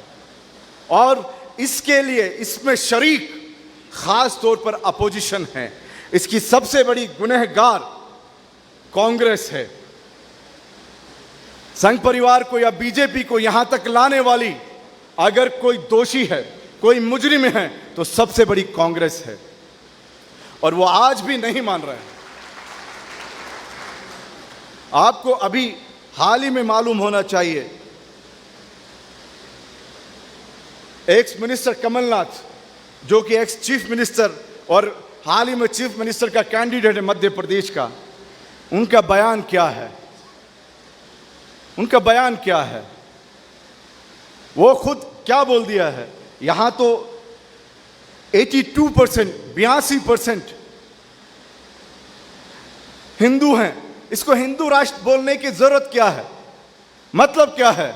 ये तो अनडिक्लेयर्ड 82% हिंदू राष्ट्र बोलने से 82% लोग हिंदू राष्ट्र है, तो ये हिंदू राष्ट्र है। कौन बोल रहा है ये? कमलनाथ। वो कौन सा नाथ को बुला के, वो एक छोटा बच्चा जो उनका संत बना के उनके साथ क्या किया है? उनके जो रोज के रिचुअल्स क्या हैं? यही कर्नाटक गवर्नमेंट, हम नहीं बोला है ना, कर्नाटक गवर्नमेंट बोला है बजरंग दल को बैन करने के लिए। उन्हीं का एक स्टार प्रचारक हीरो दिग्विजय सिंह, जो सेक्युलरिज्म का बहुत बड़ा सिंबल है, वो क्या बोला है? बजरंग दल में बहुत सारे अच्छे लोग हैं। कौन बोला है ये? दिग्विजय सिंह। ये अपोजिशन इंडिया का अल्टरनेट है? कभी नहीं हो सकता। इंडिया का बाकी के जो सेक्युलर पार्टीज हैं वो अल्टरनेट हैं? कभी नहीं हो सकते। ये हेमंत बिस्वा जो आसाम का चीफ मिनिस्टर है, कौन था वो? कांग्रेस का बड़ा लीडर था आसाम का। वो आज किस तरह से जहर उगल रहा है। सारे मेंबर ऑफ पार्लियामेंट किधर गए हैं? आपके कर्नाटक से जो असेंबली में चुने हुए एमएलएज हैं, वो कहां गए थे लास्ट गवर्नमेंट के टाइम पे? हर इंडिया में ऐसा हो रहा है। कोई आइडियोलॉजी, इंडिया का आइडियोलॉजी किसी पार्टी को भी नहीं है। टाइम कम होने की वजह से मैं चंद मिनट्स में आपको अपनी बात पूरी करता हूं। पॉइंट क्या है? यहां अपोजिशन लीडर्स फेल है। अभी कारगिल में राहुल गांधी जाने के वक्त में राहुल गांधी से एक जवान पूछा है वहां पे कश्मीर में कि हम लोग हमारे इंडिया के लिए खूब शहादतें और जाने देने को तैयार हैं, लेकिन हम लोग साथ में मुसलमान भी हैं। जितना इंडियन होने में फक्र है, उससे उतना फक्र हमको मुसलमान होने में भी है। ये हमारा आइडेंटिटी है। अगर आप गवर्नमेंट में आए तो क्या करेंगे आप मुसलमानों को सिक्योरिटी के लिए? तो एक तो सवाल गलत है, मुसलमानों को सिक्योरिटी राहुल गांधी दे सकता है क्या? नहीं दे सकता। और राहुल गांधी ने बोला है ये मुसलमान की बात नहीं है, हम तो सभी के लिए हैं। प्रॉब्लम किसको हो रही है?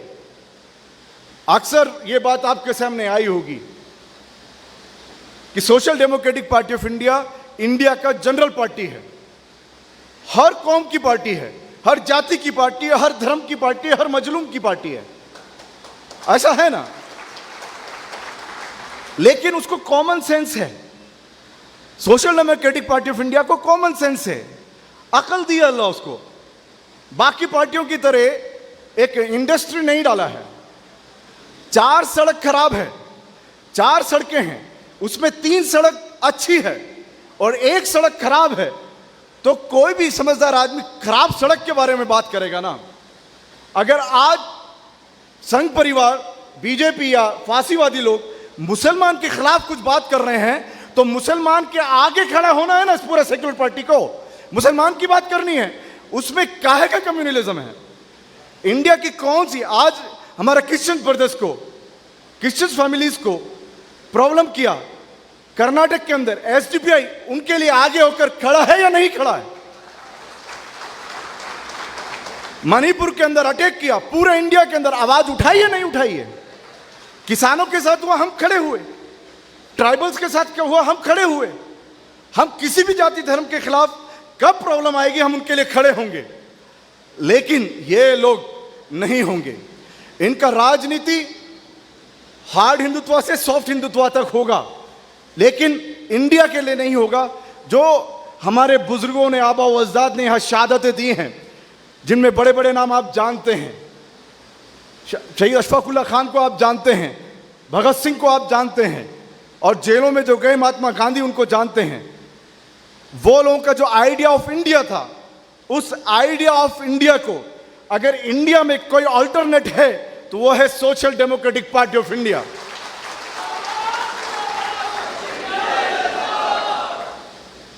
इसलिए social democratic party of India अपने हर फैमिली प्रोग्राम्स में जब बात करती है तो उसके सामने शहीद भगत सिंह होता है, उसके सामने शहीद अशफाक उल्लाह खान होता है, उसके सामने जवाहरलाल नेहरू होता है, उसके सामने महात्मा गांधी होता है।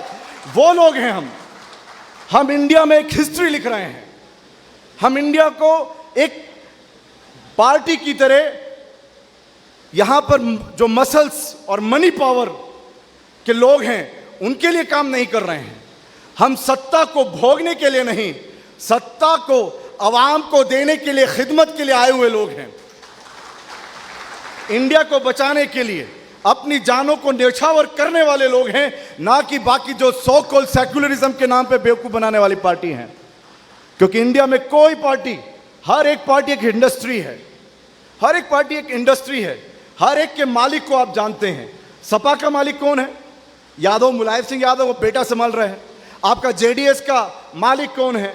आपके देवेगौड़ा जी थे, अभी हमारे उनका बेटा उनको संभाल रहे हैं।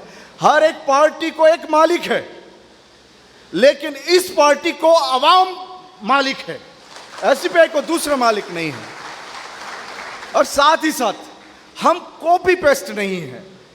मेरे ब्रदर्स एंड सिस्टर्स, ये बात खास तौर पर आप लोगों को कहना चाहता हूं, हम कॉपी पेस्ट नहीं है। इंडिया में एक और पार्टी बाकी पार्टी की तरह एसडीपीआई नहीं आई है, बाकी पार्टी की तरह एसडीपीआई नहीं आई है।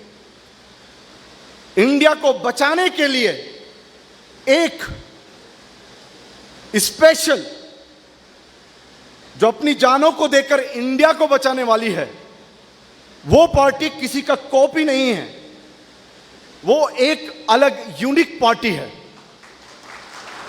यूनिक इसलिए है, वो लोग अपनी तन मन धन से देश को बचाने के लिए नहीं, बल्कि खुद को बचाने के लिए काम कर रहे हैं। और वही ग्रुप है जो इंडिया के नाम पे नया नया ग्रुप बना है, वही ग्रुप है। तो मैं जो कॉपी पेस्ट से आपको बात कर रहा हूं, आपको कभी भी कांग्रेस क्या कर रहा है वैसा हम करना, जेडीएस क्या कर रहा है वैसा हम करना, बीएसपी क्या कर रहा है वैसा हम करना, वो जरूरत नहीं है। हमको मालूम है हम क्या करना, भूख से आजादी, खौफ से आजादी के लिए क्या करना हमने मालूम। ये बोलने कर है हमने मालूम। इसलिए social democratic party of India का एक सोशल डेमोक्रेसी एक आइडियोलॉजी है, एक वेलफेयर स्टेट जो तमाम इंडिया के शहरी को यहां पर इंसाफ दिलाने के लिए आया है। ये इंसाफ की लड़ाई है, ये जस्टिस की लड़ाई है, जो कोई और नहीं लड़ रहा है, social democratic party of India लड़ रही है। इसलिए हम लोग दो चीज खास रखना है। हम लोग एक एजिटेटिव मूवमेंट है जो इलेक्ट्रल पॉलिटिक्स में आकर रियल ऑल्टरनेट बनना है, सही तौर पर आवाम की नुमाइंदगी करने के लिए पार्लियामेंट, असेंबली, कॉरपोरेशन में पंचायत में हम लोग पहुंचना है। उसी की तैयारी के लिए हम लोग ये एक अवेयरनेस के साथ पूरे इंडिया में काम कर रहे हैं। इसलिए मैं आखिर में आपसे इस स्टेट रिप्रेजेंटेटिव काउंसिल में आज जो आपका एक प्रदेश प्रतिनिधि सम्मेलन कर्नाटक में रखा गया है, उसमें आपसे ये बात कहकर मैं विदा लेना चाहता हूँ कि हम लोग आज जो यहाँ पर जितना डिस्कशन करेंगे एक पॉजिटिव एनर्जी के साथ जाना है। पॉजिटिव एनर्जी मतलब अच्छा सोचना नहीं है। कितना भी प्रॉब्लम आने दो, कितना भी हालात आने दो, कैसा भी ईडी आने दो, कैसा भी एनआईए आने दो, हम लोग हक पर हैं। हमारा काम कॉन्स्टिट्यूशन के लिए है। इंडिया में अगर कोई कॉन्स्टिट्यूशन को बचाने के लिए, इंडिया में अगर कोई डेमोक्रेसी को बचाने के लिए ईमानदारी के साथ लड़ाई लड़ रहा है तो वो है social democratic party of India. और आपसे खौफ है उनको, इसलिए आपके पास ईडी भेजते हैं। आपसे गवर्नमेंट को डर है, इसलिए वो एनआईए भेजते हैं। आपसे इन सो कॉल्ड झूठे सेकुलरिज्म को लेकर चलने वाली जो पार्टीज हैं, वो कांग्रेस होने दो, कोई भी होने दो, वो आपसे डरते हैं कि इंडिया में social democratic party of India alternate बन के आ गया है, इसलिए आपके खिलाफ आते हैं। इसलिए हम लोग भूख से आज़ादी और खौफ से आज़ादी के नारे को लेकर कर्नाटक के एक एक शहर में अपनी ब्रांच और ब्रांच से लेकर डिस्ट्रिक्ट तक को लाइव रखेंगे और कर्नाटक की एक एक आवाम को, जितना भी मजलूम है, उनको चैन की नींद सोने के लिए ये कॉन्फिडेंस देंगे। हाँ, हमारे मोहल्ले में एसडीपीआई है, हमें डरने की जरूरत नहीं है, खौफ खाने की जरूरत नहीं है। इंशाल्लाह। बहुत बहुत शुक्रिया। जय हिंद, जय भारत, जय एसडीपीआई। ತನ್ನ ಸ್ಫೂರ್ತಿದಾಯಕ ಮಾತುಗಳೊಂದಿಗೆ ಈ ಒಂದು ಕಾರ್ಯಕ್ರಮವನ್ನು ಉದ್ಘಾಟಿಸಿ ಕಾರ್ಯಕ್ರಮಕ್ಕೆ ಚಾಲನೆ ನೀಡಿದಂತಹ ರಾಷ್ಟ್ರೀಯ ಉಪಾಧ್ಯಕ್ಷರಾದಂತಹ ಮೊಹಮ್ಮದ್ ಶಫಿ ಅವರಿಗೆ ಕೃತಜ್ಞತೆಯನ್ನು ಸಲ್ಲಿಸುತ್ತಾ ಮುಂದಕ್ಕೆ ಅಧ್ಯಕ್ಷೀಯ ಮಾತುಗಳಿಗಾಗಿ ಪ್ರೆಸಿಡೆಂಟ್ ಅಡ್ರೆಸ್ಗೆ ನಾನು ರಾಜ್ಯಾಧ್ಯಕ್ಷರಾದಂತಹ ಅಬ್ದುಲ್ ಮಜೀದ್ ಮೈಸೂರಿಯವರನ್ನು ಪೋಡಿಯಂಗೆ ಪ್ರೀತಿಪೂರ್ವಕವಾಗಿ ಆಹ್ವಾನಿಸ್ತಾ ಇದ್ದೇನೆ.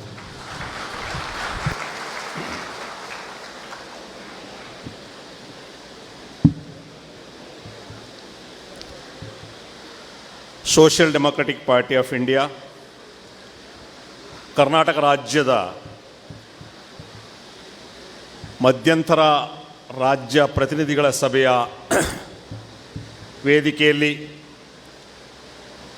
ಈಗ ತಾನೇ ತಮ್ಮ ಉದ್ಘಾಟನಾ ಭಾಷಣವನ್ನು ನೆರವೇರಿಸಿಕೊಟ್ಟಂತಹ ರಾಷ್ಟ್ರೀಯ ಉಪಾಧ್ಯಕ್ಷರು ಆತ್ಮೀಯರು ಆದಂತಹ ಮೊಹಮ್ಮದ್ ಶಫಿ ರಾಜಸ್ಥಾನ್ರವರೇ, ಪಕ್ಷದ ರಾಷ್ಟ್ರೀಯ ಸಮಿತಿ ಸದಸ್ಯರು, ಕರ್ನಾಟಕ ರಾಜ್ಯದ ಉಸ್ತುವಾರಿಗಳು ಆದಂತಹ ದೆಹಲಾನ್ ಬಾಖವಿ ಅವರೇ, ನಮ್ಮ ಕರ್ನಾಟಕದವರು ಮತ್ತು ಪಕ್ಷದ ರಾಷ್ಟ್ರೀಯ ಕಾರ್ಯದರ್ಶಿ ಆದಂಥ ಅಲ್ಫೋನ್ಸೋ ಫ್ರಾಂಕೋರವರೇ, ಆತ್ಮೀಯರು ರಾಷ್ಟ್ರೀಯ ಸಮಿತಿ ಸದಸ್ಯರಾದಂತಹ ಡಾಕ್ಟರ್ ಮೆಹಬೂಬ್ ಆವಾಜ್ ಶರೀಫ್ರವರೇ, ಅಬ್ದುಲ್ ಹನ್ನಾನ್ರವರೇ, ನಮ್ಮ ಹಿರಿಯ ಪಕ್ಷದ ನಾಯಕಿಯು BBMPಯ ಪಕ್ಷದ ಮೊಟ್ಟಮೊದಲ ಕಾರ್ಪೊರೇಟರ್ ಆದಂತಹ ನಾಜ್ನಿ ಬೇಗಮ್ರವರೇ,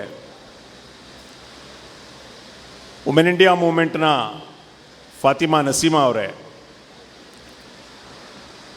ಅದೇ ರೀತಿ ನಮ್ಮ ಪಕ್ಷದ ರಾಜ್ಯ ಉಪಾಧ್ಯಕ್ಷರು, ಹಿರಿಯರು, ಮಾರ್ಗದರ್ಶಿಗಳು ಆದಂತಹ ದೇವನೂರು ಪುಟ್ಟನಂಜಯ್ಯನವರೇ, ರಾಜ್ಯ ಪ್ರಧಾನ ಕಾರ್ಯದರ್ಶಿಗಳಾದಂತಹ ಅಬ್ದುಲ್ ಲತೀಫ್ರವರೇ, ಅಫ್ಸರ್ ಕೊಡ್ಲಿಪೇಟೆಯವರೇ, ಭಾಸ್ಕರ್ ಪ್ರಸಾದ್ರವರೇ ಮತ್ತು ಮಜ್ಜಿದ್ ತುಂಬೆ ಅವರೇ, ರಾಜ್ಯ ಕಾರ್ಯದರ್ಶಿಗಳಾದಂತಹ ಆನಂದ್ ಮಿತ್ತಬೈಲವರೇ, ಅಶ್ರಫ್ ಮಾಚಾರ್ರವರೇ, ರಾಜ್ಯ ಕೋಶಾಧಿಕಾರಿ ಸೈಯದ್ ಇಸಾಖ್ರವರೇ, ಎಲ್ಲ ಈ ವೇದಿಕೆಯಲ್ಲಿರುವಂತಹ ನನ್ನ ರಾಜ್ಯ ಸಮಿತಿಯ ನನ್ನ ಪಕ್ಷದ ಸಹವರ್ತಿಗಳೇ, ನನ್ನ ಮುಂಭಾಗದಲ್ಲಿರುವಂತಹ ಕರ್ನಾಟಕದ ವಿವಿಧ ಮೂಲೆಗಳಿಂದ ಬಂದಂತಹ ಈ ಒಂದು ಕಾರ್ಯಕ್ರಮದ ಪ್ರತಿನಿಧಿಗಳೇ, ವುಮೆನ್ ಇಂಡಿಯಾ ಮೂವ್ಮೆಂಟ್ ಇದರ ರಾಜ್ಯ ಸಮಿತಿ ಸದಸ್ಯರುಗಳೇ, ಅದೇ ರೀತಿ SDP ಪಕ್ಷದಿಂದ ಈ ಬಾರಿ 2ನೇ ಅವಧಿಗೆ ಗ್ರಾಮ ಪಂಚಾಯಿತಿಯಲ್ಲಿ ಆಯ್ಕೆಯಾದಂಥ ಅಧ್ಯಕ್ಷರುಗಳೇ, ಉಪಾಧ್ಯಕ್ಷರುಗಳೇ,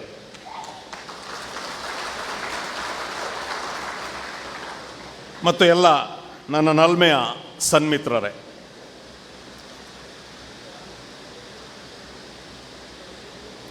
ರಾಷ್ಟ್ರದ ರಾಜಕಾರಣದಲ್ಲಿ ಕಳೆದ 14 ವರ್ಷಗಳಿಂದ ತನ್ನದೇ ಆದಂತಹ ಒಂದು ಛಾಪನ್ನು ಮೂಡಿಸಿ ಇವತ್ತು ರಾಜಕೀಯ ಅಂತಂದರೆ ಏನು, ರಾಜಕೀಯ ಯಾಕೆ, ರಾಜಕೀಯವನ್ನು ಯಾಕೆ ಮಾಡಬೇಕು ಅನ್ನೋಂತಹ ನೀತಿಯಲ್ಲಿ ತನ್ನ 14 ವರ್ಷದಲ್ಲಿ ದೇಶದ ವಿವಿಧ ಭಾಗಗಳಲ್ಲಿ, ರಾಜ್ಯದ ವಿವಿಧ ಭಾಗಗಳಲ್ಲಿ ತನ್ನದೇ ಆದಂತಹ ಛಾಪನ್ನು social democratic party of India ಮೂಡಿಸಿದೆ. ನಿಮಗೆ ನೆನಪಿರಬಹುದು, ಕಳೆದ ರಾಜ್ಯ ಪ್ರತಿನಿಧಿ ಸಭೆಯಲ್ಲಿ ರಾಜ್ಯ ಪದಾಧಿಕಾರಿಗಳ ಆಯ್ಕೆ ಪ್ರಕ್ರಿಯೆ ಕೂಡ ನಡೆದಿತ್ತು. ಅವತ್ತು ಆ ಸಭೆಯನ್ನು ಉದ್ದೇಶಿಸಿ, ತಮ್ಮನ್ನು ಉದ್ದೇಶಿಸಿ ಒಂದು ಮಾತನಾಡಿದ್ದೆ ನಾನು.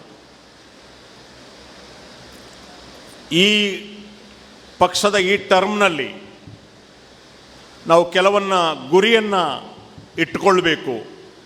ಇಟ್ಕೊಂಡು ನಾವು ಕಾರ್ಯಾಚರಣೆ ಮಾಡಬೇಕು ಅನ್ನೋಂಥ ರೀತಿಯಲ್ಲಿ ಮೊಟ್ಟಲೆ ಬದಲಾಗಿ ಅದರಲ್ಲಿ ಕರ್ನಾಟಕ ರಾಜ್ಯದ 220 ವಿಧಾನಸಭಾ ಕ್ಷೇತ್ರಗಳಲ್ಲಿ ಕನಿಷ್ಠ 100 ಕ್ಷೇತ್ರಗಳನ್ನಾದರೂ ನಾವು ತಲುಪಬೇಕು ಅಂತೇಳಿ ನನಗೆ ಹೆಮ್ಮೆ ಅನ್ನಿಸ್ತಾ ಇದೆ. ಈ ಮಧ್ಯಂತರ ಅವಧಿಯ ಈ ಸಮಯದಲ್ಲಿ ನಾವು ಸರಿಸುಮಾರು 76 ವಿಧಾನಸಭಾ ಕ್ಷೇತ್ರ ಸಮಿತಿಯನ್ನು ರಚನೆ ಮಾಡಲಿಕ್ಕೆ ನಮಗೆ ಸಾಧ್ಯ ಆಗಿದೆ ಅನ್ನೋದನ್ನು ನಾನು ಹೆಮ್ಮೆಯಿಂದ ಹೇಳ್ತೇನೆ. ಬಹುಶಃ ನಾವು ಇನ್ನು ಒಂದೂವರೆ ವರ್ಷ ಇನ್ನು ನಮಗೆ ಬಾಕಿ ಇದೆ. ಆ ಒಂದೂವರೆ ವರ್ಷದಲ್ಲಿ ನಾವೆಲ್ಲರೂ ಕೂಡ ಪ್ರಯತ್ನ ಪಟ್ಟರೆ ಒಂದು 150 ವಿಧಾನಸಭಾ ಕ್ಷೇತ್ರ ಸಮಿತಿಗಳಲ್ಲಿ ನಮ್ಮ ಸಮಿತಿಯನ್ನು ರಚನೆ ಮಾಡಲಿಕ್ಕೆ ನಮಗೆ ಸಾಧ್ಯ ಇದೆ. ಅದೇ ರೀತಿ ಇನ್ನೊಂದು ವಿಚಾರವನ್ನು ಕೂಡ ನಾನು ಹೇಳಿದ್ದೆ. ಈ ಪಕ್ಷದ ಈ ಒಂದು ಟರ್ಮ್ನಲ್ಲಿ ನಮ್ಮ ಪಕ್ಷವನ್ನು ಒಂದು ಜನರಲ್ ಪಕ್ಷವನ್ನಾಗಿ, ಏನು ಸ್ವಲ್ಪ ಕೆಲವು ಸ್ಥಾಪಿತ ಹಿತಾಸಕ್ತಿಗಳು ನಮ್ಮನ್ನು ಸೋಷಿಯಲ್ ಡೆಮೊಕ್ರೆಟಿಕ್ ಪಾರ್ಟಿ ಆಫ್ ಇಂಡಿಯಾವನ್ನು ಒಂದು ಬ್ರಾಂಡ್ ಮಾಡಲಾಗ್ತಾ ಇದೆ. ಇದು ಮುಸ್ಲಿಮರ ಪಕ್ಷ ಅನ್ನುವಂಥ ರೀತಿಯಲ್ಲಿ ಬಿಂಬಿಸುವಂಥ ಒಂದು ಕೆಲಸವನ್ನು ಮಾಡ್ತಾ ಇದೆ. ಈಗಾಗಲೇ ಶಫಿಯವರು ಮಾತನಾಡ್ತಾ ಹೇಳಿದರು, ರೈತರ ಸಮಸ್ಯೆಗಳನ್ನು ನಾವು ಕೈಗೆತ್ತಿಕೊಳ್ತಾ ಇದ್ದೇವೆ, ದಲಿತರ ಸಮಸ್ಯೆಗಳನ್ನು ನಾವು ಕೈಗೆತ್ತಿಕೊಳ್ತೇವೆ. ಮಣಿಪುರದಲ್ಲಿ ಕ್ರಿಶ್ಚಿಯನ್ನರ ಮೇಲೆ ನಡೆದಂತಹ ಇದನ್ನು ಉಗ್ರವಾಗಿ ಪ್ರತಿಭಟಿಸಿದವರು ನಾವು. ದಿನನಿತ್ಯ ಸಮಾಜದಲ್ಲಿ ನಡೆಯುವ ಎಲ್ಲ ಇಶ್ಯೂಗಳನ್ನು ನಾವು ಕೈಗೆತ್ತಿಕೊಂಡ್ರು, ಎಲ್ಲ ಇಶ್ಯೂಗಳನ್ನು ನಾವು ಅಡ್ರೆಸ್ ಮಾಡಿದ್ರು, ಎಲ್ಲ ಜನತೆ ಪರವಾಗಿದ್ದರೂ ಕೂಡ ಕೆಲವು ಸ್ಥಾಪಿತ ಹಿತಾಸಕ್ತಿಗಳು ನಮ್ಮನ್ನು ಬ್ರಾಂಡ್ ಮಾಡಲಿಕ್ಕೆ ಹೊರಟಿದ್ದಾರೆ. ಯಾಕೆ ಅಂತಂದರೆ ಬೇರೆ ಯಾರು ನಮ್ಮಂದ್ರಿಗೆ ಸೇರಬಾರ್ದು ಅನ್ನೋಂಥ ಕಾರಣಕ್ಕೆ ಇವರು ಮುಸ್ಲಿಮರ ಪಕ್ಷ ಅನ್ನುವಂಥ ಒಂದು ಬಿಂಬಿಸುವಂಥ ಕೆಲಸ ಮಾಡ್ತಾ ಇದೆ. ಇದನ್ನು ಹೋಗಲಾಡಿಸಲಿಕ್ಕೆ ನಾವು ಒಂದು ಜನರಲ್ ಪಕ್ಷವನ್ನಾಗಿ ಮಾಡಬೇಕು. ಈ ಯಾವ ರೀತಿ ಬೇರೆ ಬೇರೆ ಪಕ್ಷಗಳಿದೆಯೋ ಅದೇ ರೀತಿ ಈ ಪಕ್ಷದ ಐಡೆಂಟಿಟಿ ಕೂಡ ಇರಬೇಕು ಅನ್ನೋಂಥ ಕಾರಣಕ್ಕೆ ನಾವು ಒಂದು ಕಾರ್ಯಯೋಜನೆ ರೂಪಿಸಿದ್ದೇವೆ. ಮುಂದಿನ ಒಂದೂವರೆ ವರ್ಷದಲ್ಲಿ ನಮ್ಮ ನಾಯಕರುಗಳು ಎಲ್ಲರೂ ಸೇರಿ ಅದನ್ನು ಹೋಗಲಾಡಿಸಲಿಕ್ಕೆ, ಅಂದರೆ ಈ ಬ್ರಾಂಡನ್ನು ಹೋಗಲಾಡಿಸಲಿಕ್ಕಿರುವಂತಹ 3 ಅಂಶಗಳಿದೆ. ಈ ನಮ್ಮ ಮೇಲೆ ಇರುವಂಥ ಈ ಬ್ರಾಂಡನ್ನು ಹೋಗಲಾಡಿಸಲಿಕ್ಕೆ ನಾವು ಮಾಡಬೇಕಾದಂತಹ ಕೆಲಸ ಏನು? ನಂಬರ್ 1, ನಮ್ಮ ಪಕ್ಷದ ಎಲ್ಲ ಸ್ತರಗಳಲ್ಲೂ ಎಲ್ಲ ಸಮುದಾಯದ ಜನರೂ ಇರಬೇಕು. ಅರ್ಥ ಆಯ್ತಾ? ಎಲ್ಲ ಸಮುದಾಯದ ಜನರೂ ಇರಬೇಕು. ಉದಾಹರಣೆಗೆ ನಮ್ಮ ರಾಜ್ಯ ಸಮಿತಿಯಲ್ಲಿ ನೋಡಿ, ರಾಜ್ಯ ಸಮಿತಿಯಲ್ಲಿ ರಾಜ್ಯ ಉಪಾಧ್ಯಕ್ಷರು ಯಾರು? ಹಿರಿಯರಾದಂಥ ದೇವನೂರು ಪುಟ್ಟನಂಜಯ್ಯನವರು. ಪ್ರಧಾನ ಕಾರ್ಯದರ್ಶಿಗಳು ಭಾಸ್ಕರ್ ಪ್ರಸಾದ್ ಅವರಿದ್ದಾರೆ, ಅಲ್ಫೋನ್ಸೋ ಫ್ರಾಂಕೋರವರು ಇದ್ದಾರೆ. ಅದೇ ರೀತಿ ನಮ್ಮ ಆನಂದ ಬಿತ್ತಲಬೈಲವರು ನಮ್ಮ ಕಾರ್ಯದರ್ಶಿ ಇದ್ದಾರೆ, ಬಾಳೆಕಾಯಿ ಶ್ರೀನಿವಾಸ್ ಇದ್ದಾರೆ, ವಿಜಯ್ ಗುಂಟ್ರಾಲ್ ಇದ್ದಾರೆ. ರಾಜ್ಯ ಸಮಿತಿಯಲ್ಲಿ ಈ ರೀತಿ ಇದ್ದರೆ ಆತ್ಮಾವಲೋಕನ ನಾವು ಮಾಡಿಕೊಳ್ಬೇಕು. ಜಿಲ್ಲಾ ಸಮಿತಿಯಲ್ಲಿ ಯಾವ ರೀತಿ ಇದೆ, ಅಸೆಂಬ್ಲಿ ಸಮಿತಿಯಲ್ಲಿ ಯಾವ ರೀತಿ ಇದೆ, ಅದೇ ರೀತಿ ಬೇರೆ ಬೇರೆ ನಮ್ಮ ಬ್ರಾಂಚ್ ಮಟ್ಟದವರೆಗೆ ಎಲ್ಲ ಸಮುದಾಯಗಳನ್ನು ಒಳಗೊಳ್ಳುವ ಒಂದು ಕೆಲಸವನ್ನು ನಾವು ಮಾಡಬೇಕು. ವಿಶೇಷವಾಗಿ ಮಹಿಳೆಯರು, ಎಲ್ಲ ಸಮಿತಿಗಳಲ್ಲೂ ಕೂಡ ಮಹಿಳೆಯರಿರಬೇಕು. ಈ ನಿಟ್ಟಿನಲ್ಲಿ ಬಹಳ ಬ್ರಾಡ್ ಆಗಿ ನಮ್ಮ ನಾಯಕರು ಚಿಂತನೆ ಮಾಡಬೇಕು. ಎಲ್ಲ ಸ್ತರಗಳಲ್ಲೂ ಕೂಡ ನಾವು ಎಲ್ಲ ಸಮುದಾಯದನ್ನು ಒಳಗೊಳ್ಳುವಂತಹ ಒಂದು ಕಾರ್ಯಕ್ರಮವನ್ನು ರೂಪಿಸಬೇಕು. ಅದಕ್ಕಾಗಿ ಸ್ಪೆಷಲಿ ಕೆಲಸ ಮಾಡಬೇಕು. ಬಹುಶಃ ಇವತ್ತು ಮಧ್ಯಾಹ್ನ ನಂತರ ಸೆಷನ್ನಲ್ಲಿ ನಾವು ಅದನ್ನು ತಿಳಿಸ್ತಾ ಇದ್ದೇವೆ. ಸೆಪ್ಟೆಂಬರ್ 1ರಿಂದ 15ರವರೆಗೆ ಔಟ್ರೀಚ್ ಅನ್ನುವಂಥ ಒಂದು ಕಾರ್ಯಕ್ರಮ ಇದೆ. ಆ ಕಾರ್ಯಕ್ರಮದ ಗುರಿ ಏನು ಅಂತ ಹೇಳಿದ್ರೆ, ಪ್ರತಿ ಸ್ಟ್ರಕ್ಚರ್ನಲ್ಲಿ SWC, DWC, AWC, panchayat committee, city committee, booth committee branch ಅವರಿಗೆ ಮುಸ್ಲಿಮರಲ್ಲದ ಎಲ್ಲ ಸಮುದಾಯದವರನ್ನು ಔಟ್ರೀಚ್ ಮಾಡಿ ಪಾರ್ಟಿಗೆ ಕರೆದುಕೊಂಡು ಮಾಡುವಂತಹ ಒಂದು ಕೆಲಸವನ್ನು ಬದ್ಧತೆಯಿಂದ ಮಾಡಬೇಕು, ಸೀರಿಯಸ್ನೆಸ್ನಿಂದ ಮಾಡಬೇಕು. ಅವರು ಬರೋದಿಲ್ಲ, ಅವರು ಹೋಗೋದಿಲ್ಲ, ಅದಾಗುತ್ತಾ, ये होता क्या, ये नहीं होता क्या, ये आपका काम नहीं है. ये सोचने का काम आपका काम नहीं है. आपका क्या काम करना? कोशिश करना, ಜದ್ದೋಜಹದ್ करना. ನೀವೇನು ಮಾಡಬೇಕು? ಪ್ರವೃತ್ತಿ ಮಾಡಬೇಕು, ಬದ್ಧತೆಯಿಂದ ಕೆಲಸ ಮಾಡಬೇಕು. ಬರ್ತಾರೆ ಇರೋ ಅದು ನಿಮಗೆ ಬಿಟ್ಟಿದ್ದಲ್ಲ. ಹಾಗಾಗಿ ನಾವು ಆ ರೀತಿ ಯೋಚನೆ ಮಾಡಿದರೆ ಇವತ್ತು ಭಾಸ್ಕರ್ ಪ್ರಸಾದ್ ಅವರು, ಪುಟ್ಟನಂಜನವರು ಬರ್ತಾ ಇರಲಿಲ್ಲ. ಸರಿಸುಮಾರು 1 ತಿಂಗಳ ಕಾಲ ಕೆಲಸ ನಾವು ಭಾಸ್ಕರ್ ಪ್ರಸಾದ್ ಅವರೊಂದಿಗೆ ಮೀಟಿಂಗ್ ಮಾಡಿದ್ದೀವಿ. 1 ತಿಂಗಳ ನಿರಂತರವಾಗಿ ಚರ್ಚೆ ಮಾಡಿದ್ದೀವಿ. ಹಾಗಾಗಿ ನಾವು ಪ್ರಯತ್ನಗಳನ್ನು ಮಾಡಬೇಕು. ನಂಬರ್ 1 ಕೆಲಸ ಏನು? ನಂಬರ್ 1 ಏನು? ಬೇರೆ ಎಲ್ಲ ಸಮುದಾಯಗಳನ್ನು ಪಕ್ಷಕ್ಕೆ ಕರೆಬರುವಂತಹ ಕೆಲಸವನ್ನು ಮಾಡ್ಬೋದು. ನಂಬರ್ 2 ಎಲ್ಲ ಸಮುದಾಯದ ಎಲ್ಲ ಇಶ್ಯೂಗಳನ್ನು ನಾವು ತೆಗೆದುಕೊಳ್ಬೇಕು. ಸ್ಥಳೀಯ ಮಟ್ಟದಲ್ಲಿ ಎಲ್ಲ ಇಶ್ಯೂಗಳನ್ನು ನಾವು ತೆಗೆದುಕೊಳ್ಬೇಕು. ಅದರಲ್ಲಿ ಅತ್ಯಂತ ಶೋಷಿತ ಸಮುದಾಯ ಇದೆ, ದಲಿತ ಸಮುದಾಯ, ಆದಿವಾಸಿ ಸಮುದಾಯ, ಅತಿ ಹಿಂದುಳಿದ ಸಮುದಾಯ, ಅಲೆಮಾರಿ ಸಮುದಾಯ. ಈ ಶೋಷಿತ ಸಮುದಾಯಗಳು ಈ ಇಶ್ಯೂಗಳನ್ನು ಎತ್ತಿಕೊಂಡು ಅವರಿಗೆ ನ್ಯಾಯ ಒದಗಿಸುವಂಥ, ಸಾಮಾಜಿಕ ನ್ಯಾಯ ಒದಗಿಸುವಂಥ ಕೆಲಸವನ್ನು ಮಾಡಬೇಕು. ಈ ಮೂಲಕ ನಾವು ಮತ್ತು ಜನರಲ್ ವಿಷಯಗಳು, ಶಾಲಾ ವಿಷಯ, ಆರೋಗ್ಯ ವಿಷಯ, ಬೇರೆ ಬೇರೆ ಎಲ್ಲರಿಗೂ ಅನುಕೂಲವಾಗುವಂತಹ ವಿಷಯಗಳನ್ನು ಎತ್ತಿಕೊಂಡು ನಾವು ಕೆಲಸ ಮಾಡಬೇಕು. ಇದು 2ನೇ ಕೆಲಸ. 3ನೇ ಕೆಲಸ, ಥರ್ಡ್ ಪಾಯಿಂಟ್ ಏನು ಅಂದರೆ, ನಮ್ಮ ಪಕ್ಷದಲ್ಲಿರುವಂಥ ಇತರ ಸಮುದಾಯಗಳ ನಾಯಕರಿದ್ದಾರೆ, ಆ ನಾಯಕರನ್ನು ಹೆಚ್ಚು ಫೋಕಸ್ ಮಾಡಬೇಕು. ಏನು ಮಾಡಬೇಕು? ಹೆಚ್ಚು ಫೋಕಸ್ ಮಾಡಬೇಕು, ಹೆಚ್ಚು ಪಬ್ಲಿಸಿಟಿ ಮಾಡಬೇಕು, ಹೆಚ್ಚು ಅವ್ರದ್ದು ಆರ್ಟಿಕಲ್ ಬರ್ಬೋದು, ಅವ್ರದ್ದು ಪ್ರೆಸ್ ನೋಟ್ ಬರ್ಬೋದು, ಅವ್ರದ್ದು ಭಾಷಣಗಳು ಬರ್ಬೋದು. ಅದನ್ನು ಹೆಚ್ಚು ಪ್ರಚಾರ ಮಾಡುವಂಥ ಕೆಲಸ ಮಾಡಬೇಕು. ಈ 3 ಕೆಲಸಗಳನ್ನು ನಾವು ಮಾಡಬೇಕಾಗ್ತದೆ. ಬಂಧುಗಳೇ, ಒಂದು ಕ್ಲಿಷ್ಟಕರ ಕಾಲಘಟ್ಟದಲ್ಲಿ ನಾವಿದ್ದೇವೆ. ರಾಷ್ಟ್ರೀಯ ವಿಷಯ ನಾನು ಹೆಚ್ಚು ಮಾತಾಡೋದಿಲ್ಲ, ಯಾಕಂದರೆ ಶಫಿ ಅವರು ಭಾಳ ವಿಚಾರದಲ್ಲಿ ಪ್ರಸ್ತಾಪ ಮಾಡಿದ್ದಾರೆ. ಭಾರತದ ರಾಜಕಾರಣ, ರಾಜ್ಯದ ರಾಜಕಾರಣ ಇರ್ಬೋದು, ಭಾರತದ ರಾಜಕಾರಣ ಯಾವ ರೀತಿ ಇದೆ ಅಂತ ಹೇಳಿದ್ರೆ, ಈ ರಾಜಕಾರಣ ಅನ್ನುವಂಥದ್ದು 3 ಅಂಶಗಳ ಮೇಲೆ ನಿಂತಿದೆ. ಒಂದು ಕೋಮುವಾದ, ಕಮ್ಯುನಲಿಸಮ್. 2ನೇದು ಜಾತಿವಾದ, ಕ್ಯಾಸ್ಟಿಸಮ್. 3ನೇದು ಭ್ರಷ್ಟಾಚಾರ. ಈ 3 ಅಂಶಗಳ ಮೇಲೆ ಭಾರತದ ರಾಜಕಾರಣ ನಿಂತಿದೆ ಅನ್ನುವಂಥ ಕಠೋರ ಸತ್ಯವನ್ನು ನಾವು ಅರ್ಥ ಮಾಡಿಕೊಳ್ಬೇಕು. ಚುನಾವಣೆ ಬರುವುದಕ್ಕಿಂತ ಮುಂಚೆ